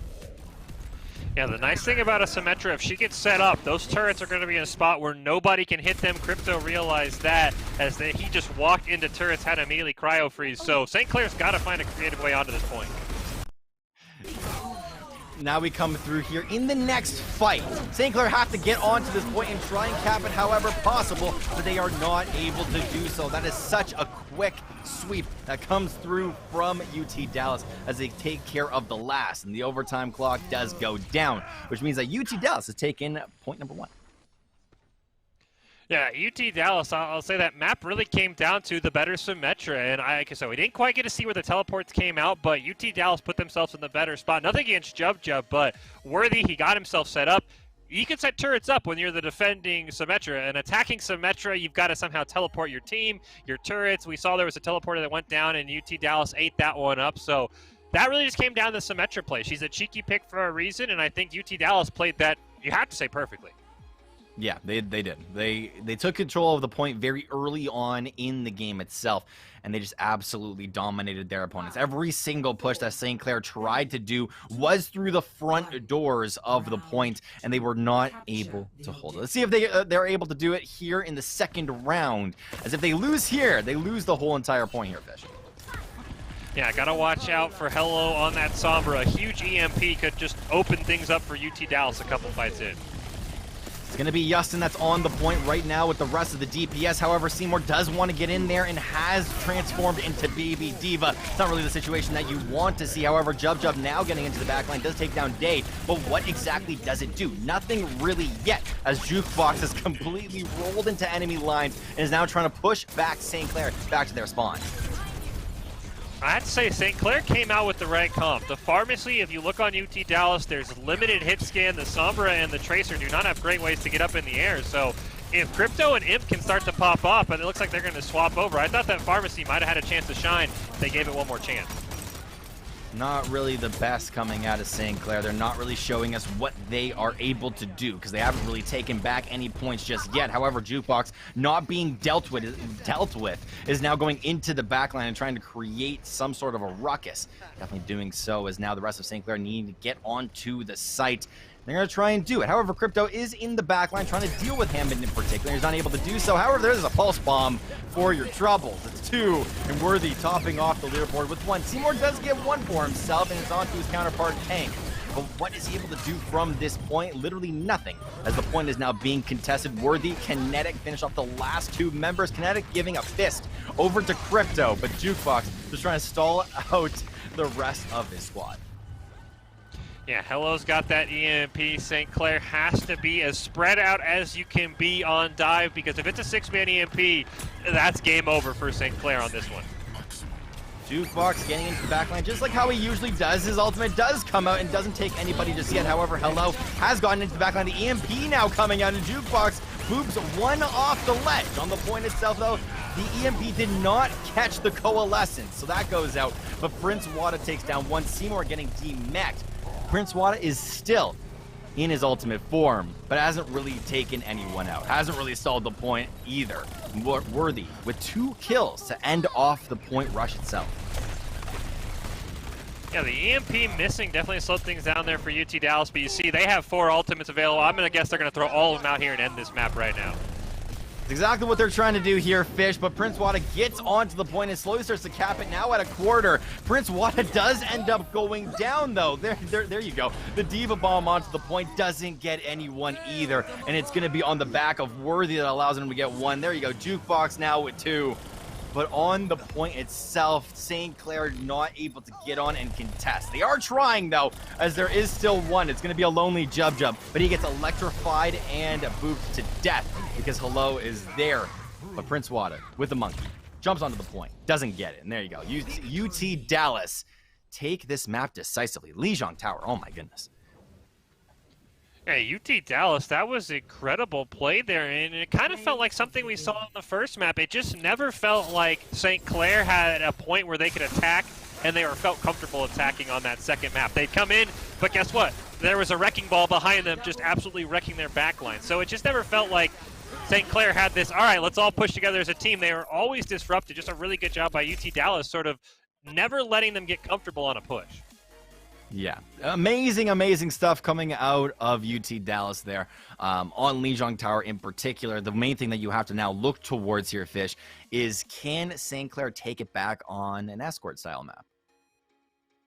Yeah, I will be curious to see. Now, someone in the chat did point out, we saw all the rules that said control escort hybrid. Eichenwald's actually hybrid, and we played that second in the last series. So I'm not sure if escort or hybrid's coming up next here, because we thought it was control escort hybrid. Eichenwald is one of those hybrid maps, so I'll be curious to see what we are actually going to see. So it's going to be Junkertown, so it is back to escort. Maybe we just had a misstep in the first map there. Just saw that in chat and kind of confused me. But we are going to go back to escort, and it is Junkertown, a map that you highlighted that St. Clair might like to play on. Yes, they definitely do, and I feel like it's definitely a weird play style. Definitely, because Junkertown, again, on the first point, it's much more open. Sky's the limit on a site like that in particular. So Junkertown's definitely going to be one that we have to watch out for. However, with the Skillshot Overwatch bracket up on our screen, we got to see all of those beautiful teams all across the board. And we are currently covering the UT Dallas as well as the St. Clair match. Yeah, we'll have the other semifinal after this, but I'm sure St. Clair looking to go to a Game 3, and I'll be curious to see what they want to bring out. That first map, they kind of had the symmetric cheese, if you will, that didn't quite work. The second map, or the second one they saw, the dive one. So I think we're going to see something completely new. I don't think they're going to come out dive on Escort, and I don't think they're going to have a Symmetra cheese. So I think we should see a whole new comp here for St. Clair, which might favor them. It could be very interesting, Fish, just like you're saying. If St. Clair want to pull out a W here on Junkertown, it's got to be off the back of a different comp. They have to switch something up because they just got absolutely smashed on Lijiang Tower. However, we're in a different style of a map. This is Escort, and if you guys don't know what Escort is, you just push a payload to its final destination.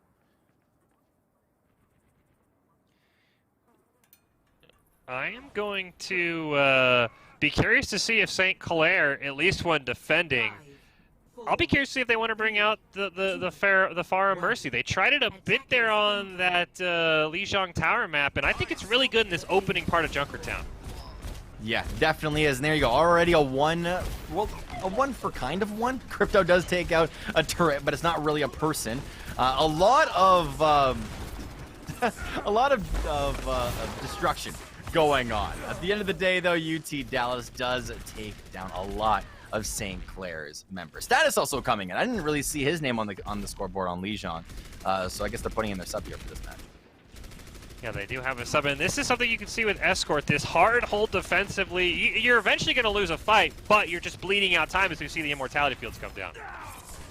Lot of immortality, just like you said. But Prince Wada getting a first pick onto a priority target like Hello is massive because he was putting down a lot of destruction. Jub on the top here. Nobody's dealing with him just yet, but a shield does go out over towards him. Crypto does get rezzed. Jub taking down 2 for his troubles now as this their right side building is in heavy contention. However, Prince Wada racks up 2 kills for himself as well. Jub with 3 to allow St. Clair now to push the payload.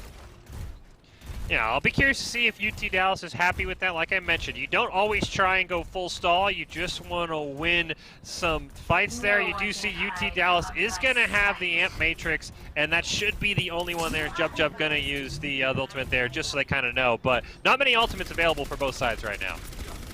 The site itself getting pushed for St. Clair now as UT Dallas needs to defend their territory and try and push the clock down a little bit more. Now in the backline is going to be the flank that comes through. But was it enough? That answer is going to be no, as Crypto takes down 3 for himself as he is absolutely popping off with just his turret form. Just simple turret form. And there you go. And the Lucio in the backline with 1 more boot for himself. But the res does come out, allowing St. Clair to push the payload even further. Yeah, and I was going to be curious if we'd see sort of this pirate ship comp with the double shields and the Bastion on Escort with Reinhardt taken away. And right now, St. Clair's played it perfectly, and Crypto going to have that tank form up, so he should be able to just run shop as long as he has a good sightline and a good shield in front of him.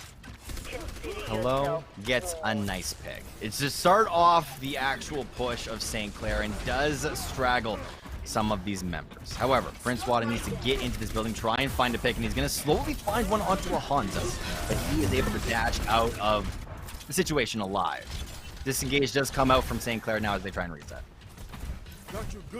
Yeah, nice little zoning Deadeye coming out from Stasis, just bleeding clock. That's all about a defense. Bleeding clock, but there's 3 ults up for St. Clair whenever they want to use it. They could use it literally at any point now, and it looks like they want to try very soon. However, Crypto does go down, and that's a major priority member with the rest of UT Dallas charging on top of this balcony. It's going to be Jukebox and Status that take down the first 4 there of that fight, and St. Clair is getting sweeped. Never thought you would see that on a second round push. Yeah, I'm curious what St. Clair was going for. They kind of abandoned the payload and tried to fight in a close quarters with a Bastion. I know the tank form was up. He got picked before it even came out, so not quite sure why they didn't just push the payload and have the Bastion sort of spray and pray around. Close quarters, not a Bastion spread. Definitely very weird coming out here as now the support. It's going to be Imp that does the damage. None of his damage dealers can deal damage. He says, it's my turn. But you do have the payload itself now being pushed as 4 members are on it, and a lot of commotion going down here on this top balcony. But at the end of the day, it's going to be Day that takes down 1, but on the point itself, Jub tries to get some casualties, but the immortality field is able to keep the team alive. And it's going to be UT Dallas that sweep once again their competition as St. Clair are not able to find their footing. Yeah, curious swap there by St. Clair. Crypto going on to the May. I thought they had a lot of success with the Bastion. Would have thought they would have kept going with it there. You look at the ultimates, the Dragon Strike and Supercharger up for UT Dallas. Just the Amp Matrix for St. Clair. So St. Clair has to be very wary of a potentially deadly Dragon Strike from Hello coming out on this fight. It's going to be interesting to see how UT Dallas end up defending this point, because they've done it on multiple occasions, but St. Clair is going back to the good old strat of going on top of the balcony and trying to take out some members. It did not work for them before, and the definition of insanity, ladies and gentlemen, is exactly what you see as Louis takes down 2, and Kinetic, Status, and Hello all top off the board and takes St. Clair to the wire. St. Clair, they took that first point very decisively, Fish, but now they've only got a minute 30. Yeah, they do see a couple of swaps, the Pharah and now the May. Looks like they have May and McCree just swapping, so they're going to throw away a lot of ult charge here as UT Dallas just sailing in the same spot with some kills. It's a stun that comes out from Status that does take down 1, or at least stuns up 1, and they are finally able to finish Seymour off. However, it's now UT Dallas that are playing very, very aggressive into enemy lines. They take down 3 and then mentally reset back to their post. Yeah, Gravitic Flux maybe can throw UT Dallas off their high ground they're using right now. The Ant Matrix still available, but there's not a lot of DPS ults up for St. Clair, so that Ant Matrix might just have to be used to put on some extra damage, some extra ult charges. It's going to be interesting to see how St. Clair push this one, but with your main healer as well as a main DPS going down, I don't know how this push in particular is going to look, as St. Clair are now backing up here on the site. Hello, Kinetic now with 2. Seymour also gets taken down. St. Clair cannot push this payload, man. So this high ground spot you see for UT Dallas has been just impenetrable. You see the Supercharger and the Dragon Striker up, 20 seconds left. St. Clair's got to ignore, go for the point, and somehow get a crazy push. You have the ultimate that comes through from 2 members of UT Dallas, and one of them catching out 1. Hello does get taken out in the process, though, as Seymour does jump off the map. Kinetic, Status, Jukebox, all on the scoreboard for themselves, as they have all swiped out the enemy team, and the team ace itself comes out. St. Clair, round 1 has been completed, and they weren't able to go past the first point. Yeah, I will say it felt like there was some panic setting in for St. Clair. Just watching their DPS on that, after they got the first point, they swap over from the Bastion to the May. Crypto then somehow reset his percent, and then him and his DPS buddy switched. They went from May and McCree, sticked on it, but both threw away about 60% of their ult charge. I mean, I understand, hey, you want the guy who's comfortable on it, but you can't afford to. They threw away a Blizzard and a Deadeye at some point, just swapping over. And I think that's really what cost them, because Blizzard in that corridor, that would have been huge. Listen, Fish, we saw Doc's points of the game, and one of them was ult economy. It was a major, major factor, and I thought it was simple. I thought that, hey, just save your ultimates and try and coordinate them. But no, it's not. Didn't really come out there in that match for St. Clair. For UT Dallas, it definitely did. Yeah, and I mean, that is sort of the one thing about Junkertown is as you go in, it does get tighter and tighter. So I understand, hey, you know, maybe the Bastion wouldn't work in the third one where there's a lot of high ground, but I was really shocked St. Clair didn't say, we're going to ride this Bastion until it fails. They basically gave it one fight and said, all right, Bastion, let's throw you to the curb. So I would not be shocked if UT Dallas maybe just sticks, we're going to stick with one comp and brute force you down, and I'll see how St. Clair defends it, because you can't swap heroes that often and expect to get very far. On Junkertown, the main site that is really, really hard to push is the final third point. That's where we see a lot of teams start to struggle from. However, St. Clair pulling out their good old basic strat was trying to trap their opponents inside of the main spawn itself. A lot of St. Clair members are over on that left-hand side. And the Maywall does come out, but Jukebox has not gone down yet. So St. Clair's lineup getting absolutely dominated. A Status, hello. Both grab 1 for themselves. That's definitely not what I expected here on this push. Yeah, it was a great play by Jukebox. Basically say, I know exactly where they are. Nice Sonic Arrow came out from Hello, and he just basically sort of ran them down. And the one weakness of the spawn trap is if somebody sort of gets in your face, because his teammates are going to keep respawning. Your spawn point is so far behind. If you lose one member, that turns the whole fight. You can see Jukebox is still hunting them down right now. Crazy, crazy aggressive play coming from Jukebox. I don't think I've ever seen a Sigma go this aggressive here in Collegiate just yet, because this guy is just absolutely dominating his opponents, just zoning him out. Just the sheer pressure of one member is what is able to back off St. Clair, but it's going to be a rocker over towards the top side. But Crypto, a huge DPS, gets taken out early on, a 1v1. Hello, now with 2 for himself, as Jukebox has completely tried his best. The Flux also comes out as well. He is just basically waiting in the spawn. I mean, you see the ult charges. They've got 2 coming up very soon. UT Dallas should have an easy shot at this next fight if they want to win. What a knockdown from Jukebox. Of course, it was Hello's aggression that allowed him, but the sheer communication that came out there was amazing.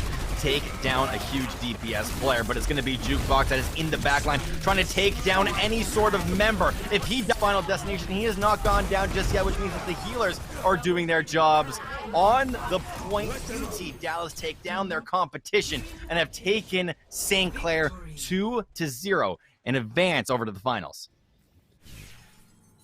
I am speechless about the Sigma play we just witnessed. That was Me too. That was some of the most insane Sigma play. Shout out, he deserved player of the games I think I've ever seen by a Sigma. That man was just, he was spawn camping. He was doing everything as a tank with no healer. That was incredible play. I mean, I'm just blown away still at how well he played that Sigma. See, and like I said at the beginning of the fight, his main job there was just to zone off a backline, and if he dies, right? Because the rest of his members are on the payload. Just push the payload to its final destination is the main point of the map, and that is what he allowed his team to do. When we came back from that small little freeze, he was at full HP. So I have no idea what the heck happened, but regardless, it was still a really, really nice play. Yeah, I mean, usually you see like a DPS, like a Doomfist or maybe a Sombra, a Tracer, like, oh, I'll sneak behind, I'll run some distraction. This man on Sigma, he was just like, oh, you know, I'm going in, I'm not going to be stopped. So, yeah, that was an incredible play by UT Dallas, as you mentioned, taking that series, Jukebox especially. And for St. Clair, I mean, I thought they played really well. That spawn trap, as you said, I don't know how that Jukebox, he just came out and said, you know what, I don't even care about your spawn trap. I'm just going to keep going. I don't know how he ignored it. So, I thought St. Clair played perfectly. They just ran into maybe one of the greatest Sigma plays I've ever seen. I mean, that's really what it felt like.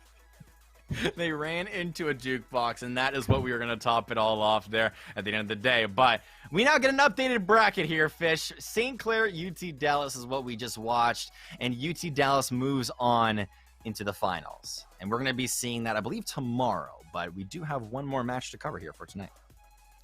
Yeah, we're going to be saying who plays UT Dallas tomorrow. It's going to be between Mizzou and Full Sail in our second semifinal. Now, I know before we get to that, we do have a top 5 plays coming up from St. Clair and UT Dallas. I have to assume Jukebox is at least in one of them, but you could theoretically just clip that whole Junkertown and say, here's your top 5, watch Sigma, and this is how you should play in solo queue because you'll never lose again. Obviously, we'd definitely love to see UT Dallas come out with their aggression. We'll definitely see that come out tomorrow. Jukebox is going to be a name that we remember on multiple occasions. But do we have the top 5 ready, Mr. Producers? We do. Let's do it.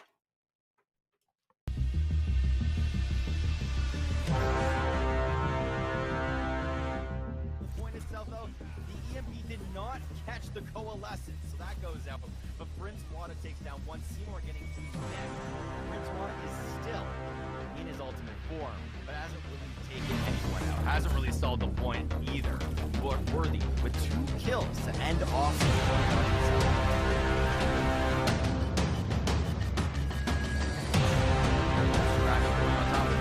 and take out some members.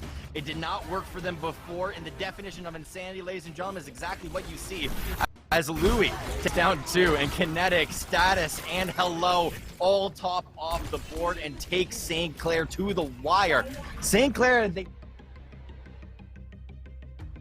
side with the Doomfist absolutely popping off, and they need to take care of him before anything else. But Crypto has gone onto the site, and the Blizzard has come through. Jub does take care of an ultimate, but Worthy is now in the backline, takes down Imprints, Wada, Jub, all falling to the hands of UT Dallas. Crypto to finish off that fight as UT Dallas takes 1 more for themselves.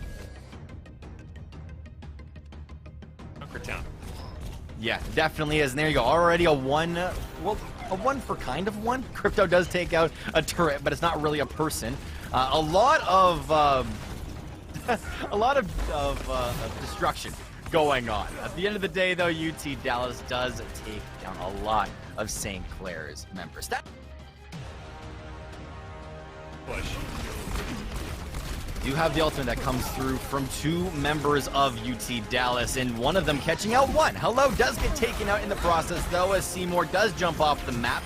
Kinetic, Status, Jukebox, all on the scoreboard for themselves, as they have all swiped out the enemy team, and the Team Ace itself comes out.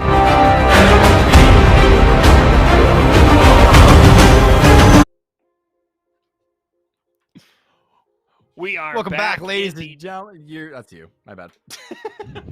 Sorry. One of us will take it. Welcome back to the NACE Skillshot Overwatch Collegiate Playoffs. It is Fish and Saved One. Both of us just so excited to come back. We were ready to go after that top 5, but you saw the bracket there. It is UT Dallas advancing to the finals, and we have one more semifinal coming up, Mizzou and Full Sail. They're going to be our last match of the night with the final tomorrow, and hey, we were both excited to start bringing us back. I think we're both excited to hop into the last match. And, hey, I will have to say, both our teams unfortunately got 2-0'd. I'm a Boise State. You mentioned earlier you're from St. Clair. Hopefully we see a 3-game series between Mizzou and Full Sail, at least to wrap off the night. 2-0s are fun, but there's not a lot of drama sometimes.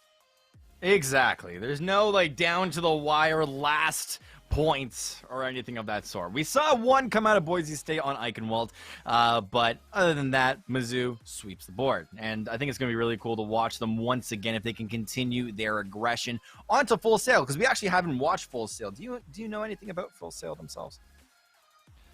I think we've seen them a couple times on the stream, but I know we play a ton of games on the stream. I think we maybe even have just seen them in Rocket League. So, no, I don't know much about them in Overwatch.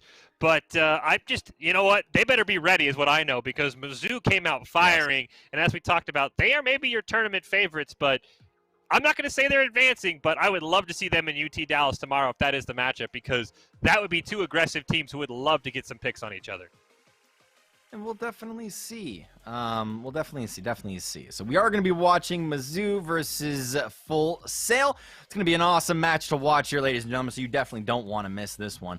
But we've seen the aggression of Mizzou come out versus Boise State, and this is gonna be one to watch. Yeah, this is going to be one. I will say Boise State nearly took the first control map at the start of the stream. It was actually a really good play by Mizzou. If you go back and watch this video, you'll see they actually lost 3 members and said, no, don't try and fight, go to the point, and actually backcap Boise State, almost like a C9 moment where no one for Boise State was on the point. So the communication for Mizzou is clearly top-notch. It takes a special team to say, don't help us, don't fight, get to the point and back cap without like a tracer or a wrecking ball. So I would love to see Mizzou, even in fights they lose, they still somehow outplay their opponent. So Full Sail has got to be ready for that, and they've got to be prepared for some crazy aggression and some crazy plays. And we've also seen Mizzou, I feel like go very, very aggressive in a lot of senses too. Like they know how to be aggressive, but they also know how to switch it up if it really comes down to it. So we'll watch how it goes. Well, while we do have a couple minutes while we wait for this other semifinal, we do have, this is the Boise State stream, but we have saved one. He's from St. Clair. So why don't you talk to us a little bit about what St. Clair does, the production for St. Clair? Because here's our beautiful Game Pants Esports Arena, unfortunately empty because we're not allowed to be that close as the chairs are, and you see the players up on the stage. So why don't you just talk to us a little bit about what St. Clair's setup is and what kind of games you guys do on St. Clair Esports? Yeah, so what I'm very jealous about is that you guys got different cameras and all these different camera angles, and we were seeing that in the preview, and that's so incredibly cool. Look at that. But you also have a really nice stage. What we have is 2 different rooms, and it's called the Nest, and one is the production side where we have a really nice little backdrop. We got 3 computers that are all set up there for production. Over on the other side, though, over in the other room, we have a couple of computers that are set up, of course, 5 or 6, just to see if any of the teams want to come in and practice, as well as just play their normal collegiate games. As for the actual games that are taking place, the one game that's actually kind of new that we are slowly getting into is Call of Duty, and it's really cool to see our team captain step up and make a club team is what it was originally called, but it was so incredibly successful that we turned it into like an academy team. So yeah, we got some cool little stuff going on over at St. Clair. We're also building an esports arena, but that's tentative. We'll talk more about that as it comes up. But you guys got production to the nines. This is so cool.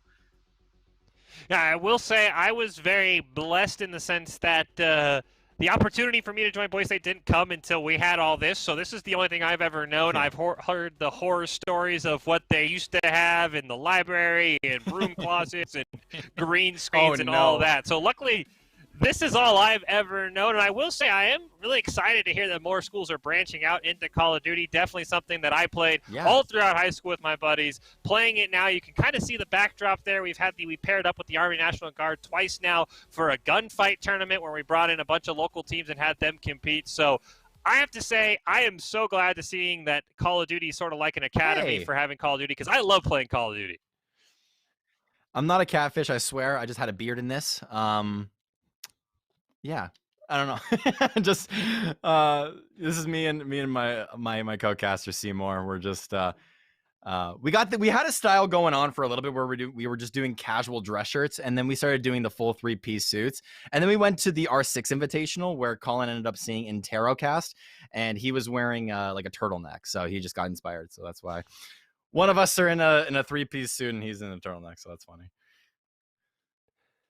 I will have to say the biggest benefit of being able to cast from my house is, one, I always have a wardrobe change available, but two, that's true. I've been able to go a bit more casual because, I'm in my house. People can't expect me out. Of course, I saw you in the 3-piece suit. I had to match you. But, I can go a little bit more casual, something like a turtleneck in my own house. So that's been the one nice thing of this whole quarantine is I can sit in my house and, I can say, I'm going to go a bit more casual. People don't expect me to be in a 3-piece suit if I'm in my own house. At least I hope they don't.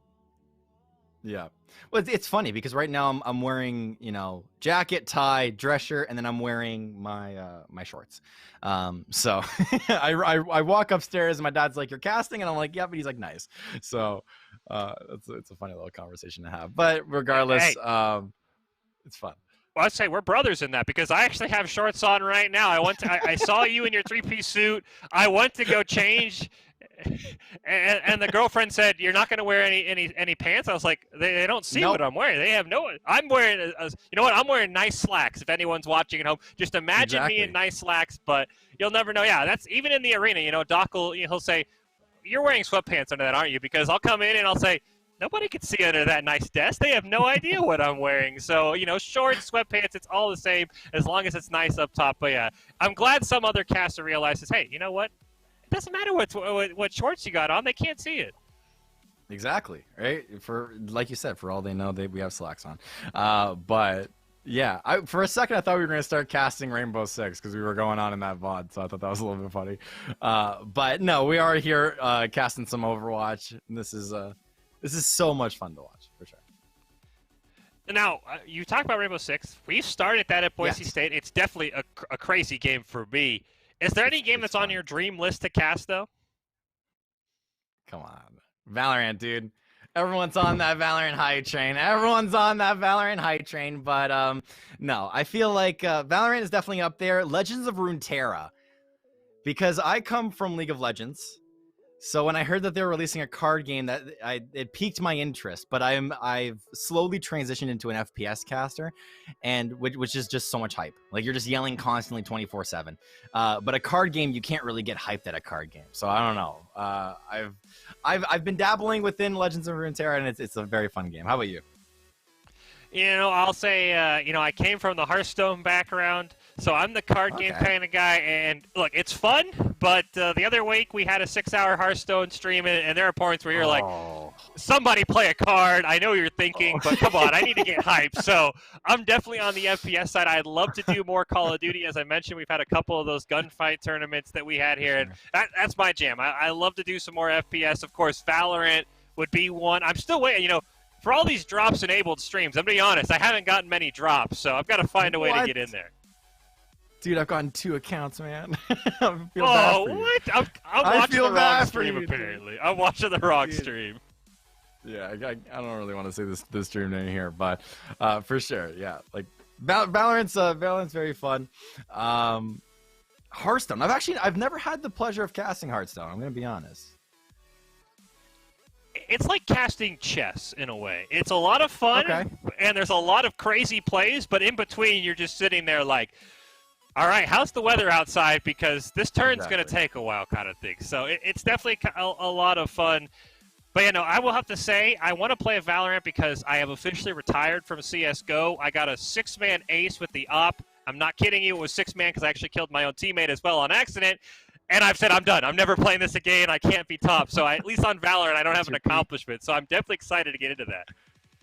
It's funny because getting into the semester at St. Clair, the one conversation starter I had for the CSGO guys is I would buy a P90, rush B on Dust, and try and mow down as many people as possible. And that's as much experience as I have within CSGO. So no ops for me. You know what? I got the money, and my buddy's like, buy the op. And I was like, all right, well, you know what? If I lose it, I lose it. They're like, I'll pick it up for you. And then I popped off. I don't even think we won. We hadn't even won the game. I just alt F4. I was like, I'm never topping that accomplishment again.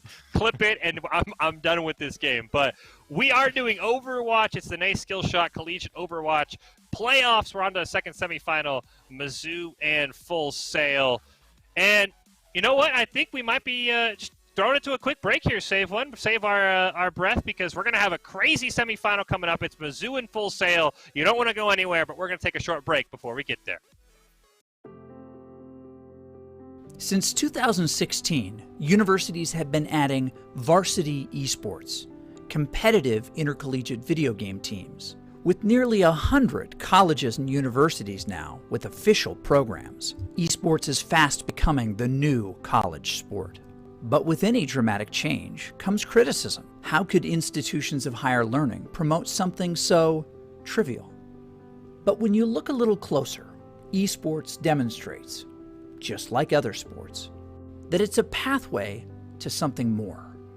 There's several misconceptions when it comes to esports and its place on the university campus. The first and foremost is that people would say it's not a valuable learning activity. It's not a place where people can learn new job-related skills or maybe get a good industry feel for what's happening outside the university environment. And that's just simply not the case. And all evidence points otherwise. There are so many new jobs. The industry is absolutely booming. People are looking for students that are graduating with experience in things like streaming and technologies, marketing, the whole business side, sponsorships. There's the whole graphics and coding component that involved in esports and other video game type of activities that are really important in just terms of jobs and industry. And on their way to those careers, students who attend schools with varsity esports programs can compete for their university. But in order to be eligible, students have to meet the same high academic standards as other student athletes. You have to maintain a certain GPA. You shouldn't be playing constantly. You should have like a certain time frame and like practice for like 2 hours a day or 4 hours a day. You shouldn't be just like overwhelming yourself. Care about your grades first and foremost. As Dr. Haskell said, he cares about our grades first because we came to college to get an education, to get a degree, and then we also get to do what we love and play esports. Athletics and other university-sanctioned activities bind students together with purpose, a chance to be part of something bigger than yourself, where we learn to work hard, play a role, lose with dignity, win with honor, all for our school. This is why we play.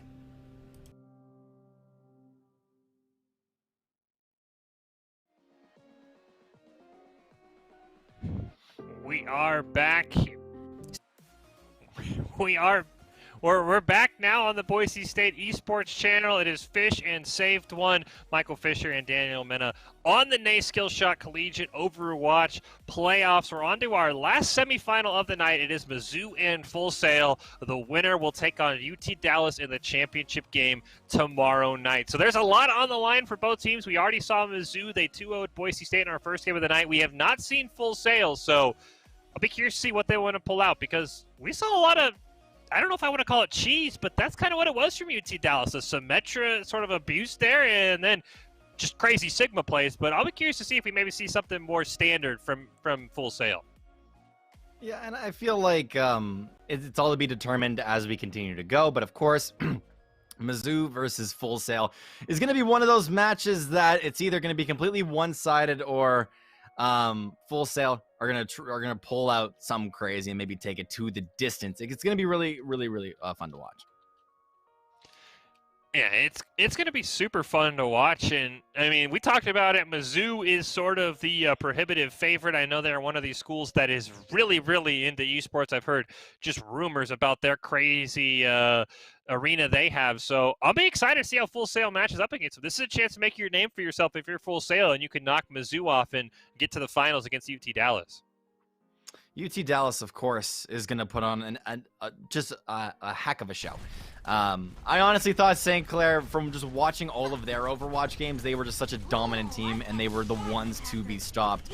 But now, very clearly, UT Dallas is just completely swept St. Clair. So I don't know what's really going on with the boys, but it's all good at the end of the day because we're in a new match, we're in a new series. This is gonna be awesome. Yeah, just a quick rundown before we get into it. It is best of 3. It's going to go Control, Escort, Hybrid here, and it is single elimination between Mizzou and Full Sail. And we have an Echo out on the field for the first time tonight. Well, there you go. There you go. The Echo here is going to pull off some crazy, crazy things. However, it's already Diamond that is popping off here on the board with 3 for himself. And he was the one that was popping off in the last series that we ended up seeing him in. So it's really no surprise whatsoever, as now Mizzou is getting back onto the points and they're just trying to dominate their opponents. Yeah, really good job by Mizzou getting a first couple of picks there. And anytime there's a Sombra, that EMP tracker is the first thing I watch out for. Already at 70%. Full Sail has to be so careful for that. And by the way, the Echo, 1 life and it's already swapped off.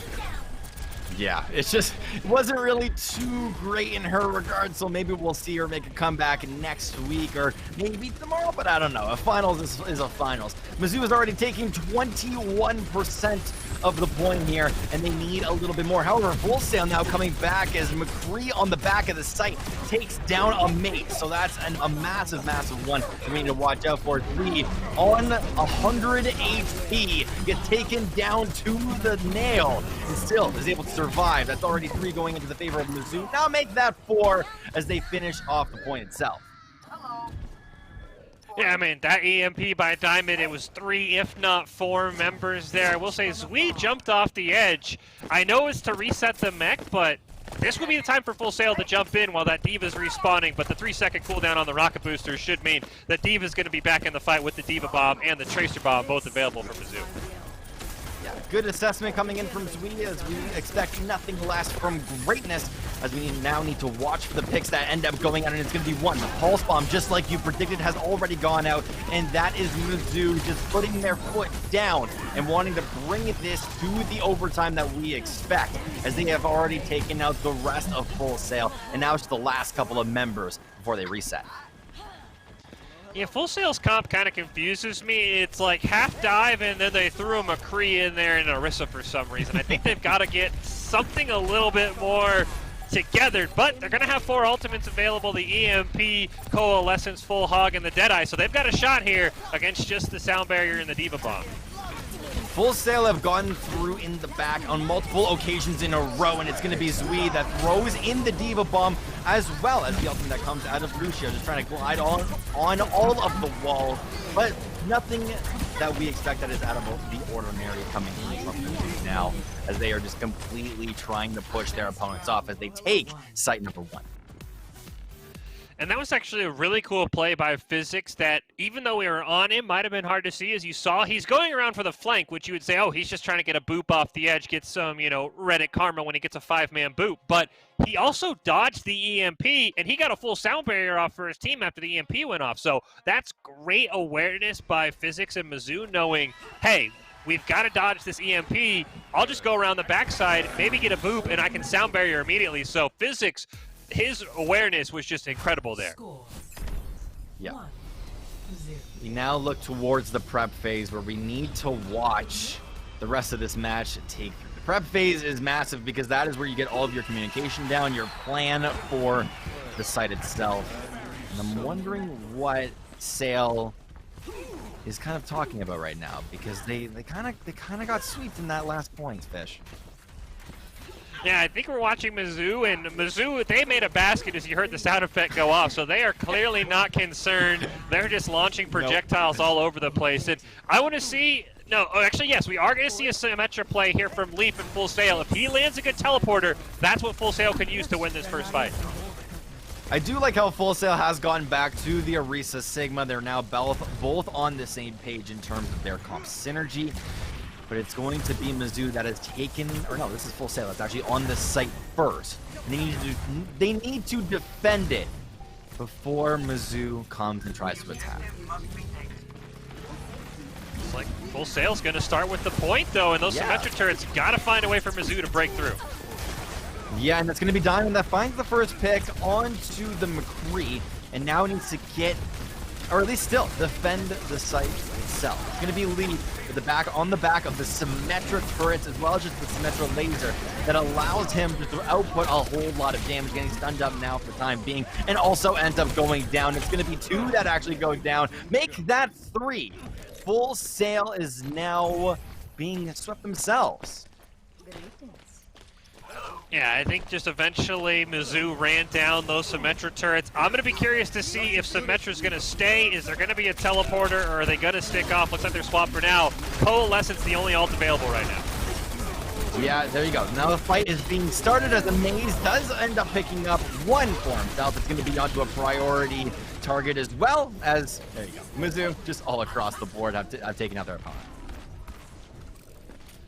All right, we'll see. I want to see if they're going to stick on this photon barrier from Symmetra's okay, but if you're not going to get on the point, it's going to be a little bit of a risk. The Amp Matrix up as well. The Deadeye only available, the sound barrier coming up, and it looks like Mizzou once again going to try and hold in this first fight. They're trying so incredibly hard now to try and defend here, and it's this little choke that's coming through, but it's going to be the Flux that starts off the fight.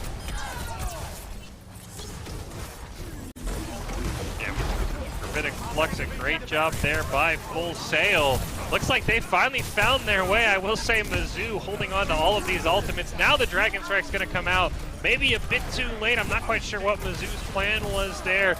They kind of held on to all these ultimates, and now they're throwing them against the wind to try and get the point back. I think Mizzou a little bit scatterbrained there, not expecting Full Sail to kind of rush him down as the fight still goes on. Sound Barrier is going to come out there from Pepto. Gonna keep them alive for now, as we do see Hugh is going to be on that Echo, putting some damage on the back line. Mizzou trying to recover right now. Physics going to go down. It looks like the Tigers might go ahead and just reset here, but they're still getting a couple of picks, so really a back and forth fight. Finally, with Diamond going down, should be enough for Full Sail to hold on as the High Noon comes out, not going to land onto anybody. A very elongated fight here on the point, but Full Sail has to be happy that the ticks are going in their favor. Gravitic Flux going to go out. Immortality Field keeping Full Sail alive. Pace going to go down. Sweet dropping very low will finally go down. And it looks like now Yakisoba going to fall, though, for Full Sail. Full Sail has not found a way to win a clean fight, but this should finally be a disengage for Mizzou. It feels like they're just kind of running in one by one and going down. Very shocked the Tigers haven't decided for the full reset. It looks like it'll come out. Yeah, now it has to come out with ult economies only at 50% for Diamond and Zui.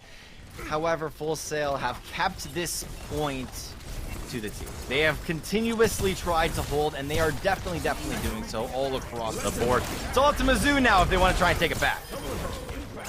Unfortunately, they'll have to do it without Zui. Yakisoba gonna go down, but that might be the only pick that Mizzou's going to get. Pace going to fall low. That's 4 down for the Tigers now. Overtime not in their favor, as the other 2 will fall. Skatari's the last one, and that's gonna be Full Sail in a really odd comeback there. Actually gonna get that map and force us to the map 3. Yeah. A 1-1 at the end of that score line is massive for Full Sail in particular, because we did not think that Full Sail was going to make it to this point. We thought that Mizzou was going to 2-0 sweep. However, it's Lijiang Tower that makes it so that Mizzou are taken to a map 3. It was really curious. There was that spawn camping we were talking about from Mizzou, and it's almost like they got caught off guard and didn't think Full Sail was going to win, because they lost that fight. And instead of just regrouping with 4 ultimates, they just kept throwing them at Full Sail in this really randomized fashion. So I don't know if Mizzou even expected to lose that map. No, I think a lot of our viewers are thinking about it. However, there is a Maywall that has now come up here.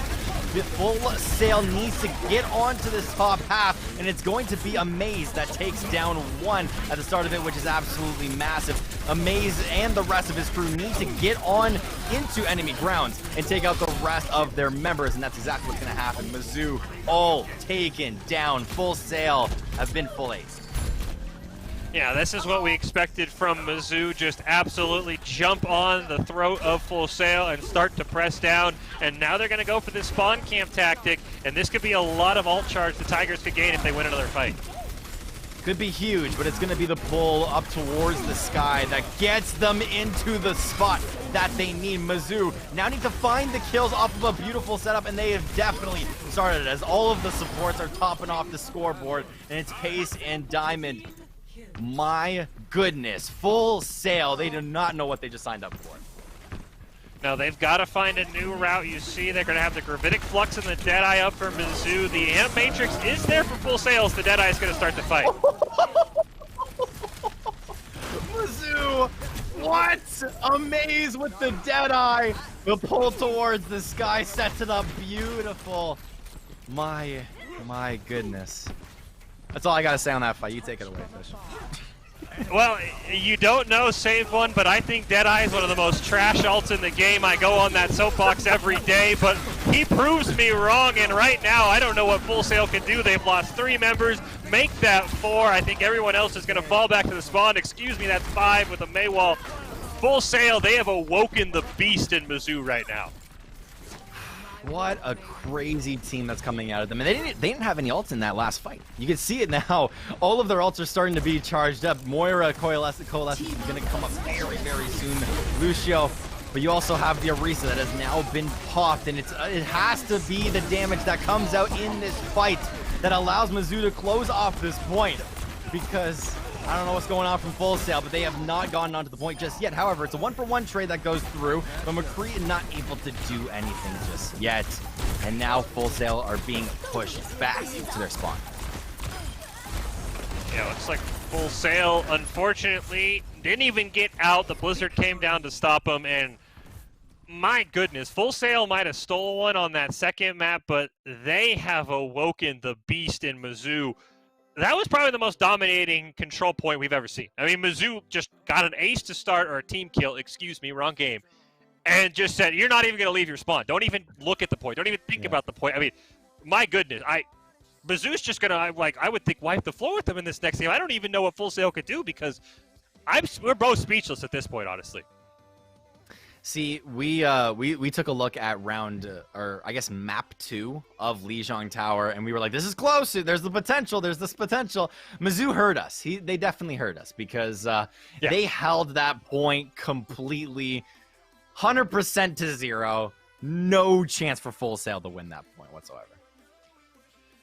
Yeah, I mean, like I said, I think Mizzou in that second map got caught off guard because they just panicked when they lost, and they said, all right, you know what, no more messing around, no more joking around. So Full Sail's got to come out with some cheese here, I think, because if you look at that last map, it feels like toe-to-toe Mizzou's going to win 80% of the fights at least if you say, let's just tee them up and see who goes for the head, who clicks heads better, if you will. So it's Junkertown. I'd love to see a pharmacy comp come out from Full Sail, maybe take advantage of no hit scan, but they've got to come out with something unique because I don't think they can run mirror comps and hope to win.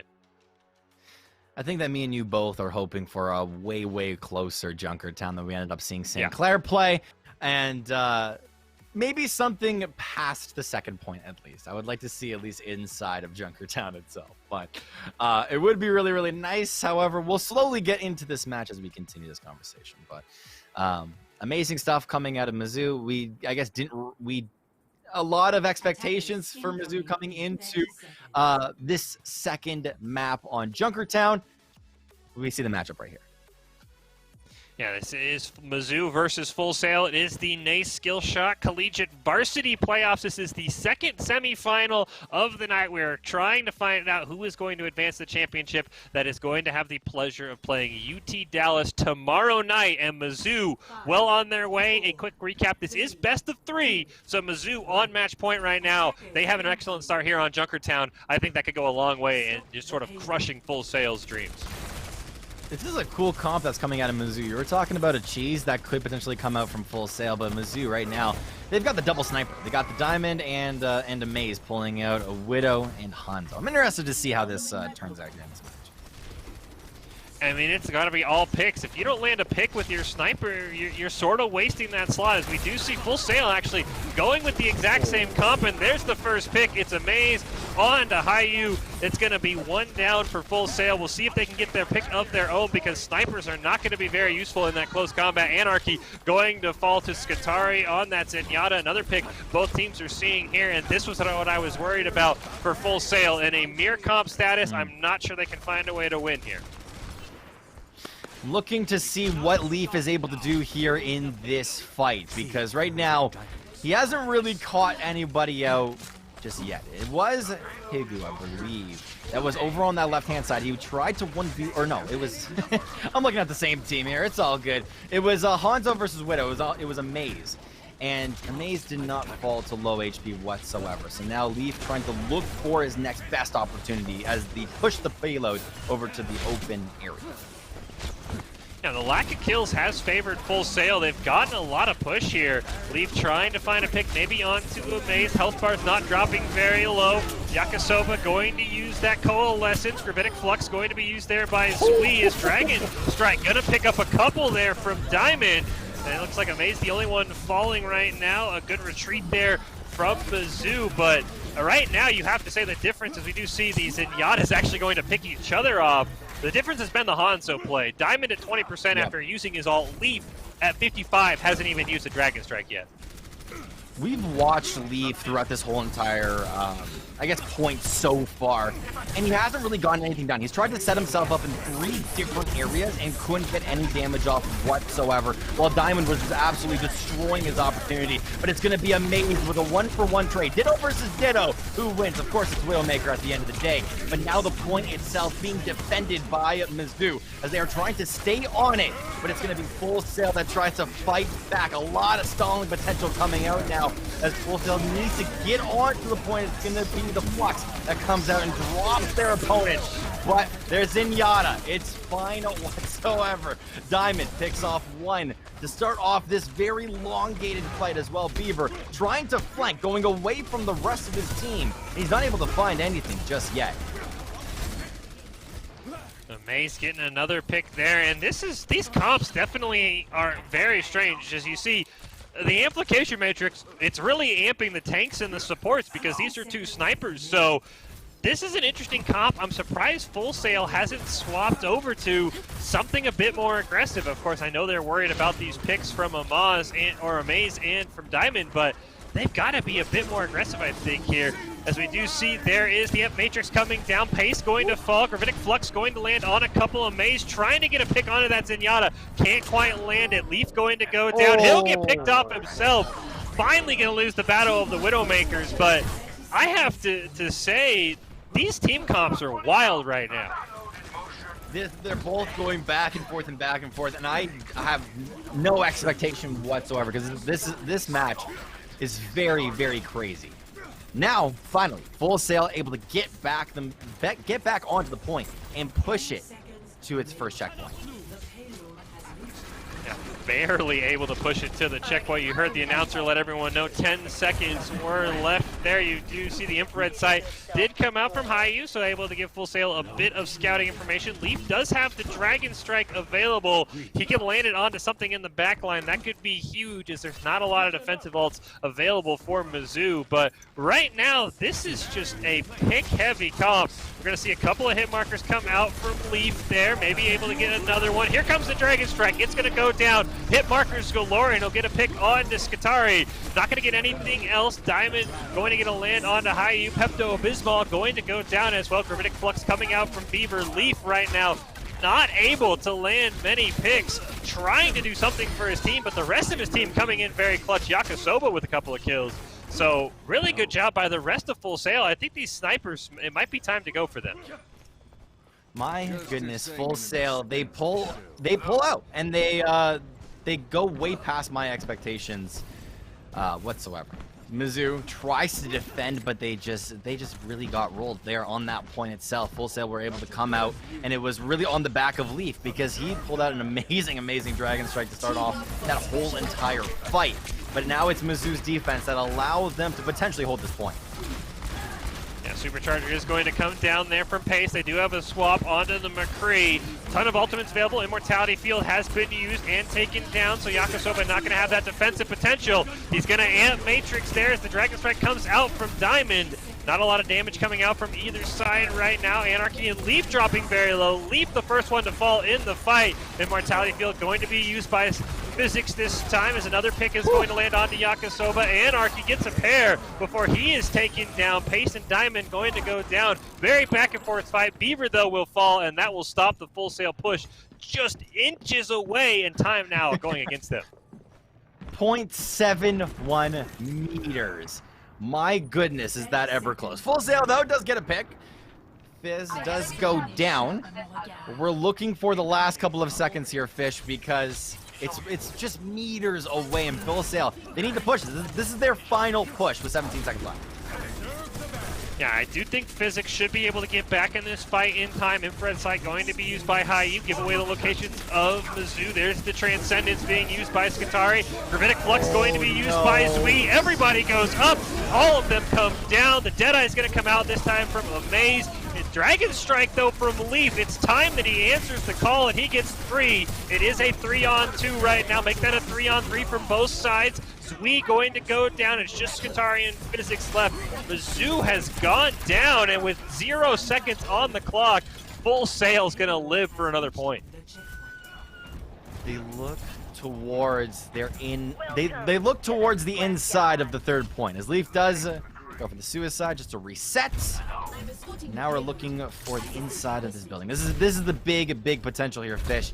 Is are they able to close out this site? Because Full Sail on both occasions have taken it to the wire. 10 seconds on the first point, as well as just milliseconds from the last point itself.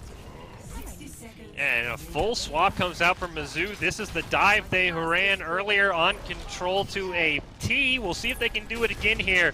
Full Sail might not be ready for it. Still running at least one sniper. Hayu has switched over to the McCree. Diamond now in the back line. Going to try to land a nice hack onto Anarchy, but it wasn't in time to stop the Supercharger, and that is going to change the whole fight. Diamond and Pace going to go down. Leaf will fall. Zui knocked into the baby mech form and going to go down. I think missing that hack by a millisecond is what turned that fight 100% Full Sail's favor. Huge coming out of Full Sail as they take down their opponents. The one good thing coming out of Mizzou, though, is they don't have their ultimates, but what they do have is their spawns. Spawn is right next to this final point, and they need to get onto the side if they want to win. Gonna start with a nice job hacking Yakisoba, able to take him down, so they are gonna have the 6v5, no support. Pace will fall though, but Beaver goes down in exchange. It is a 5-on-4, and as you mentioned, Save One, that spawn so much closer for Pace than it is for anyone on Full Sail. Deadeye gonna come out from Hayu, not going to land on anyone. Finally gets a pair of kills before just barely surviving. Now he's going to go down, but unfortunately, a couple picks here and there when your team loses the fight is not the strategy for pushing. You see 1.32 meters. They are into overtime, so Full Sail cannot afford a full team wipe. Dragon Strike from Leaf going to land onto Skatari. Both Moiras are down there. Beaver trying to do what he can. He will fall. Pepto-Abysmal goes down. And a great job there by Mizzou to stand pat. My goodness, Mizzou versus Full Sail is the closest match that we have seen all night. And I love this type of storyline, Fish, because now what Mizzou has to do is push it all 3 points. They have to get to the third point and actually secure the third point itself if they actually want to win this game. Because Full Sail didn't push it all the way. They only pushed it until about 1 meter away. So it's going to be close. It's going to be close. Yeah, I mean, Mizzou's basically going, as you mentioned, they're going to have to cap the third point, and as you see the rules here, it was just a best of 3, so this is the, this isn't the end-all be-all, but this is match point for Mizzou. As you mentioned, Mizzou could wrap this all up and go on to the finals. Hero bans are in place. In case you're curious, it is Ryan, Reaper, Ash, and Brig. We are on the second part here with Full Sail picking Junkertown as their escort map. And that starting comp was just still wild to me, Safe One. Double snipers on both sides really kind of prolonged it. If I'm Mizzou, I try and go something where I can push a bit better, because time is something that is kind of on your side, because Full Sail ran out, but you still got to basically get the full length. Exactly. And before I follow up to you, we saw the hero bans at the top of our screens, and we're seeing the results of them as we continue to go on here in this series. But I definitely agree, is that Mizzou has to pull out some sort of a defense here, or some sort of an attack that is something that we haven't really seen too much of. The double sniper, of course, is not too meta, but we are seeing it here, which is kind of that quote-unquote cheese factor. We can definitely watch. Full Sail pulling out the exact same thing here as well. Yeah, so it's going to come down to which team can break the shields first and allow their snipers to get a nice pick. May is going to take a nice little shot there. Didn't quite have the angle onto Leaf. Anarchy dropping very low. May still trying to find this pick. Great use of the sightlines by Full Sail, but he might be going for a cheeky little flank here right onto the back line. Unfortunately gets found out, has to immediately run away. Immortality Field has been dropped there by Physics, keeping Mizzou alive. The Tigers doing a very nice job pushing this point. Hayu now in the back trying to get a pick. And this is the weakness of Widowmaker. You get in her face, you can sort of take out that pick potential. And right now we're seeing neither Widowmaker has a great sight line. Amplification Matrix comes down from Yakisoba. There's a double pick from both sides. One onto a tank, one onto a support. But right now we're sort of stalling out the same spot we saw Full Sail style out, which is if you can't get a pick, your team's not going to be able to push very far. It's going to be massive to see what exactly Mizzou do to get onto this point itself. They have now charged up their ultimates, and that's what we need to watch out for. Diamond is almost there. Zui is almost there. Pace at half. Watch for these different ultimates. Zui has to use the flux very, very soon if they want to try and get this point. Yeah, he's got to wait for the Transcendence, though. Beaver going to use his Flux first. We're going to see if Zui wants to use his. Going to hold on to it for now. There's the Transcendence by Pepper. Oh, there it is. Small Immortality Field. But there's a great Gravitic Flux in the back line, comboed with the Dragon Strike. Unfortunately, the Immortality Field's going to keep Full Sail nice and healthy as Pace is going to go down. Skatari going to use his own Transcendence. Supercharger has been used by Anarchy, just building those ultimates for Full Sail as the picks come back left and right. 5 members finally down for Mizzou, and Full Sail can breathe easy. They should win that fight. Huge stuff coming out of Full Sail. Mizzou used 3 ultimates, and we're not able to get any sort of picks. We saw the Flux come out. We saw Dragon Strike come out. Can't remember what the third one was. And the pull. But no picks going across, but there you go. 2 picks are already off the bat. Is huge for Mizzou coming through here. Start off. Yeah, I think a great job by Mizzou recognizing the double sniper wasn't the answer. Amaze switches over to the McCree, and they just sort of run right into Full Sail. I think they kind of realized we can just bully double sniper by being in their face. I'll be curious to see if Full Sail is going to swap off. They do have the Dragon Strike available, but I think Hayu could definitely go to a McCree, and they would not miss the Widowmaker. I definitely the Widow has shown potentials in a lot of ways, and of course she has gotten kills on both sides, but Amaze pulling out the McCree is definitely the right option here. Still, Mizzou having to push this payload over to the third point is the main thing that they have in mind. Leafs could use the Dragon Strike there. It is going to get a pick onto Pace. He did put the Supercharger down. Physics Immortality Field just going to miss. Yakisoba going to use his own. He has the Amp Matrix if he wants to use it, but a great pick onto Physics means no Amp Matrix available for Mizzou. Both teams choosing to fight here up on this upper corridor here as we take a lot of damage. There's the Gravitic Flux. Doesn't look like it's actually going to land onto anyone. Nice fortified there by Anarchy to avoid being crowd control. And Zui going to go down. Mizzou looking a little bit flustered, taking some very bad fights. Fish, take a look at the ultimates. It's Amaze and Diamond both have theirs. Imagine what they could have done with a Flux. I don't know. It would have been crazy. But Mizzou not channeling both of those ultimates in time with Zui. Zui almost kind of using that as almost kind of a defensive situation, tried to solo carry, which he didn't need to do, but Full Sail used theirs. Yeah, Full Sail going to use there. Unfortunately, it's the picks from Mizzou that are going to land. Not a Dragon Strike coming out from Diamond, but that does get the kill. Hayu going to get a pick onto a Maze, proving us wrong that maybe Widow was the right choice there. Infrared Sight going to come out for Full Sail, having a little bit of more information. Looks like for right now, though, they are happy just sort of waiting around this corner for Mizzou to get to them. Gotta be the push that comes out of Mizzou that allow them to move on to this next side. They've got 2 minutes to do so, and they've already passed the halfway point of this inner building. Pace does get taken down to very low HP, but does heal himself back up. Great job by Mizzou, stalling out that Amp Matrix from Yakisoba. So they are going to have their own Amp Matrix available from Physics. Anarchy going to use the Supercharge there. We'll see how fast Mizzou can take care of that one. Immortality Field came down from Physics, so they're not going to have any defensive there as we see Amaze going to go down to Pepto-Abysmal. Great job by Full Sail. They're going to get another pick on to Zui. Anarchy going to go down, but that Supercharger, the full duration going off there, that's going to help build some of those ultimates for Full Sail as you see a couple of them available. It was a good initial push that came through from Mizzou as they took the point itself a lot of the way inside of this second hole. But they need to finish it off here. They need to get to that final stage. They've got a minute to do so, and I feel like they can definitely do it.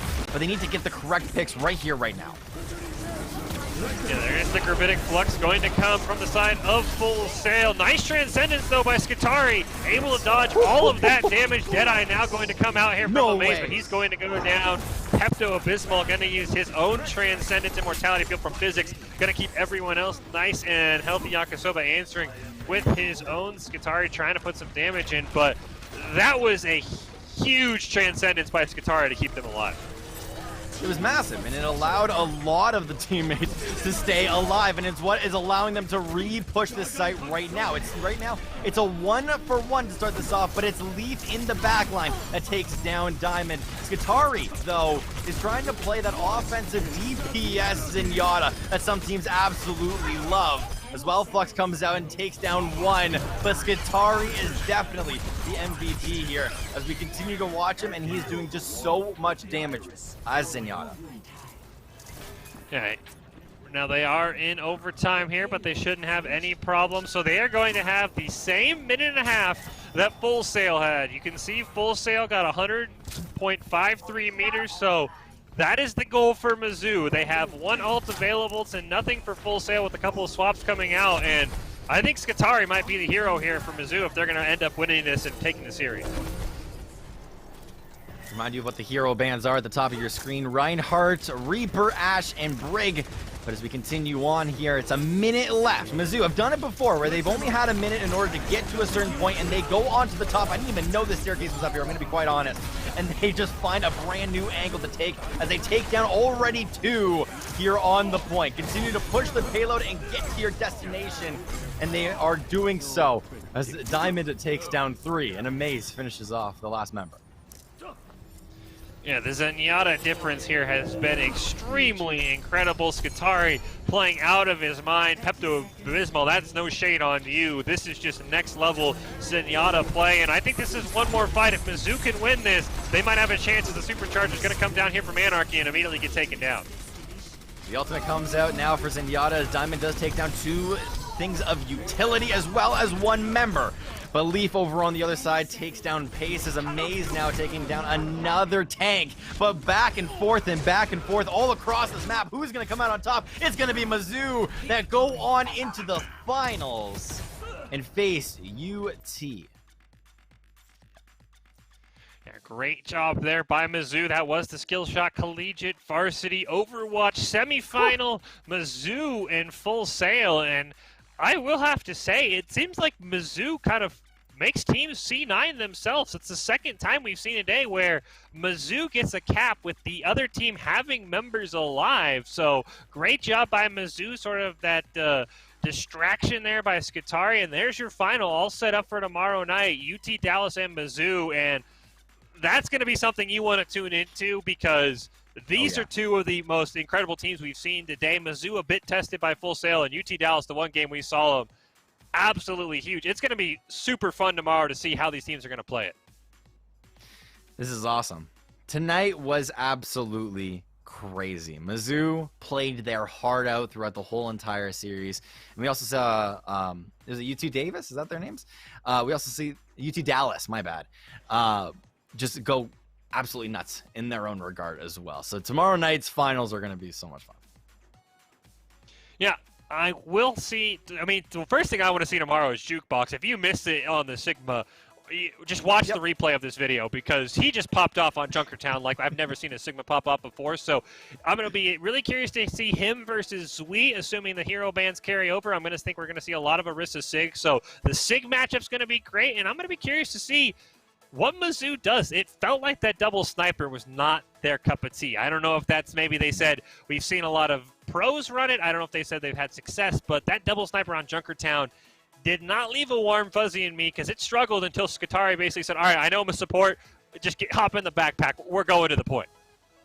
I've just never seen Zenyatta play like that before. So crazy stuff. He's definitely a player that we have to watch out for, because I feel like after the Zenyatta play, the rest of his team knows that he can actually carry on support, so they might put him a little bit more of a carry role. Well, that has been tonight for us here. Fish and Saved One. We had our 3 matches. Of course, Mizzou and Boise State in the 2 semifinals. And we're going to wrap everything up with the top 5 plays for Mizzou and Full Sail in the NACE semifinal.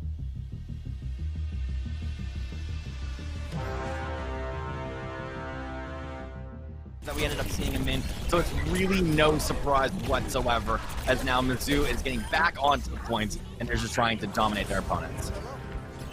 Yeah, really good job by Mizzou getting a first couple of picks there, and anytime there's a Sombra, that EMP... Sail needs to get onto this top half, and it's going to be Amaze that takes down 1 at the start of it, which is absolutely massive. Amaze and the rest of his crew need to get on into enemy grounds and take out the rest of their members, and that's exactly what's going to happen. Mizzou all taken down. Full Sail has been full ace. Leaf there, maybe able to get another one. Here comes the Dragon Strike. It's going to go down. Hit markers galore, and he'll get a pick on to Skatari.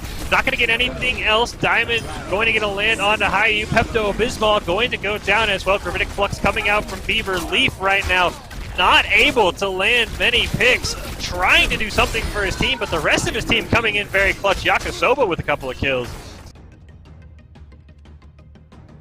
To start this off, but it's Leaf in the backline that takes down Diamond. Skatari, though, is trying to play that offensive DPS Zenyatta that some teams absolutely love. As well, Flux comes out and takes down 1, but Skatari is definitely the MVP here as we continue to watch him, and he's doing just so much damage. See, they're going to have the Gravitic Flux and the Deadeye up for Mizzou. The Amp Matrix is there for Full Sails. The Deadeye is going to start the fight. Mizzou, what? Amaze with the Deadeye. The pull towards the sky sets it up beautiful.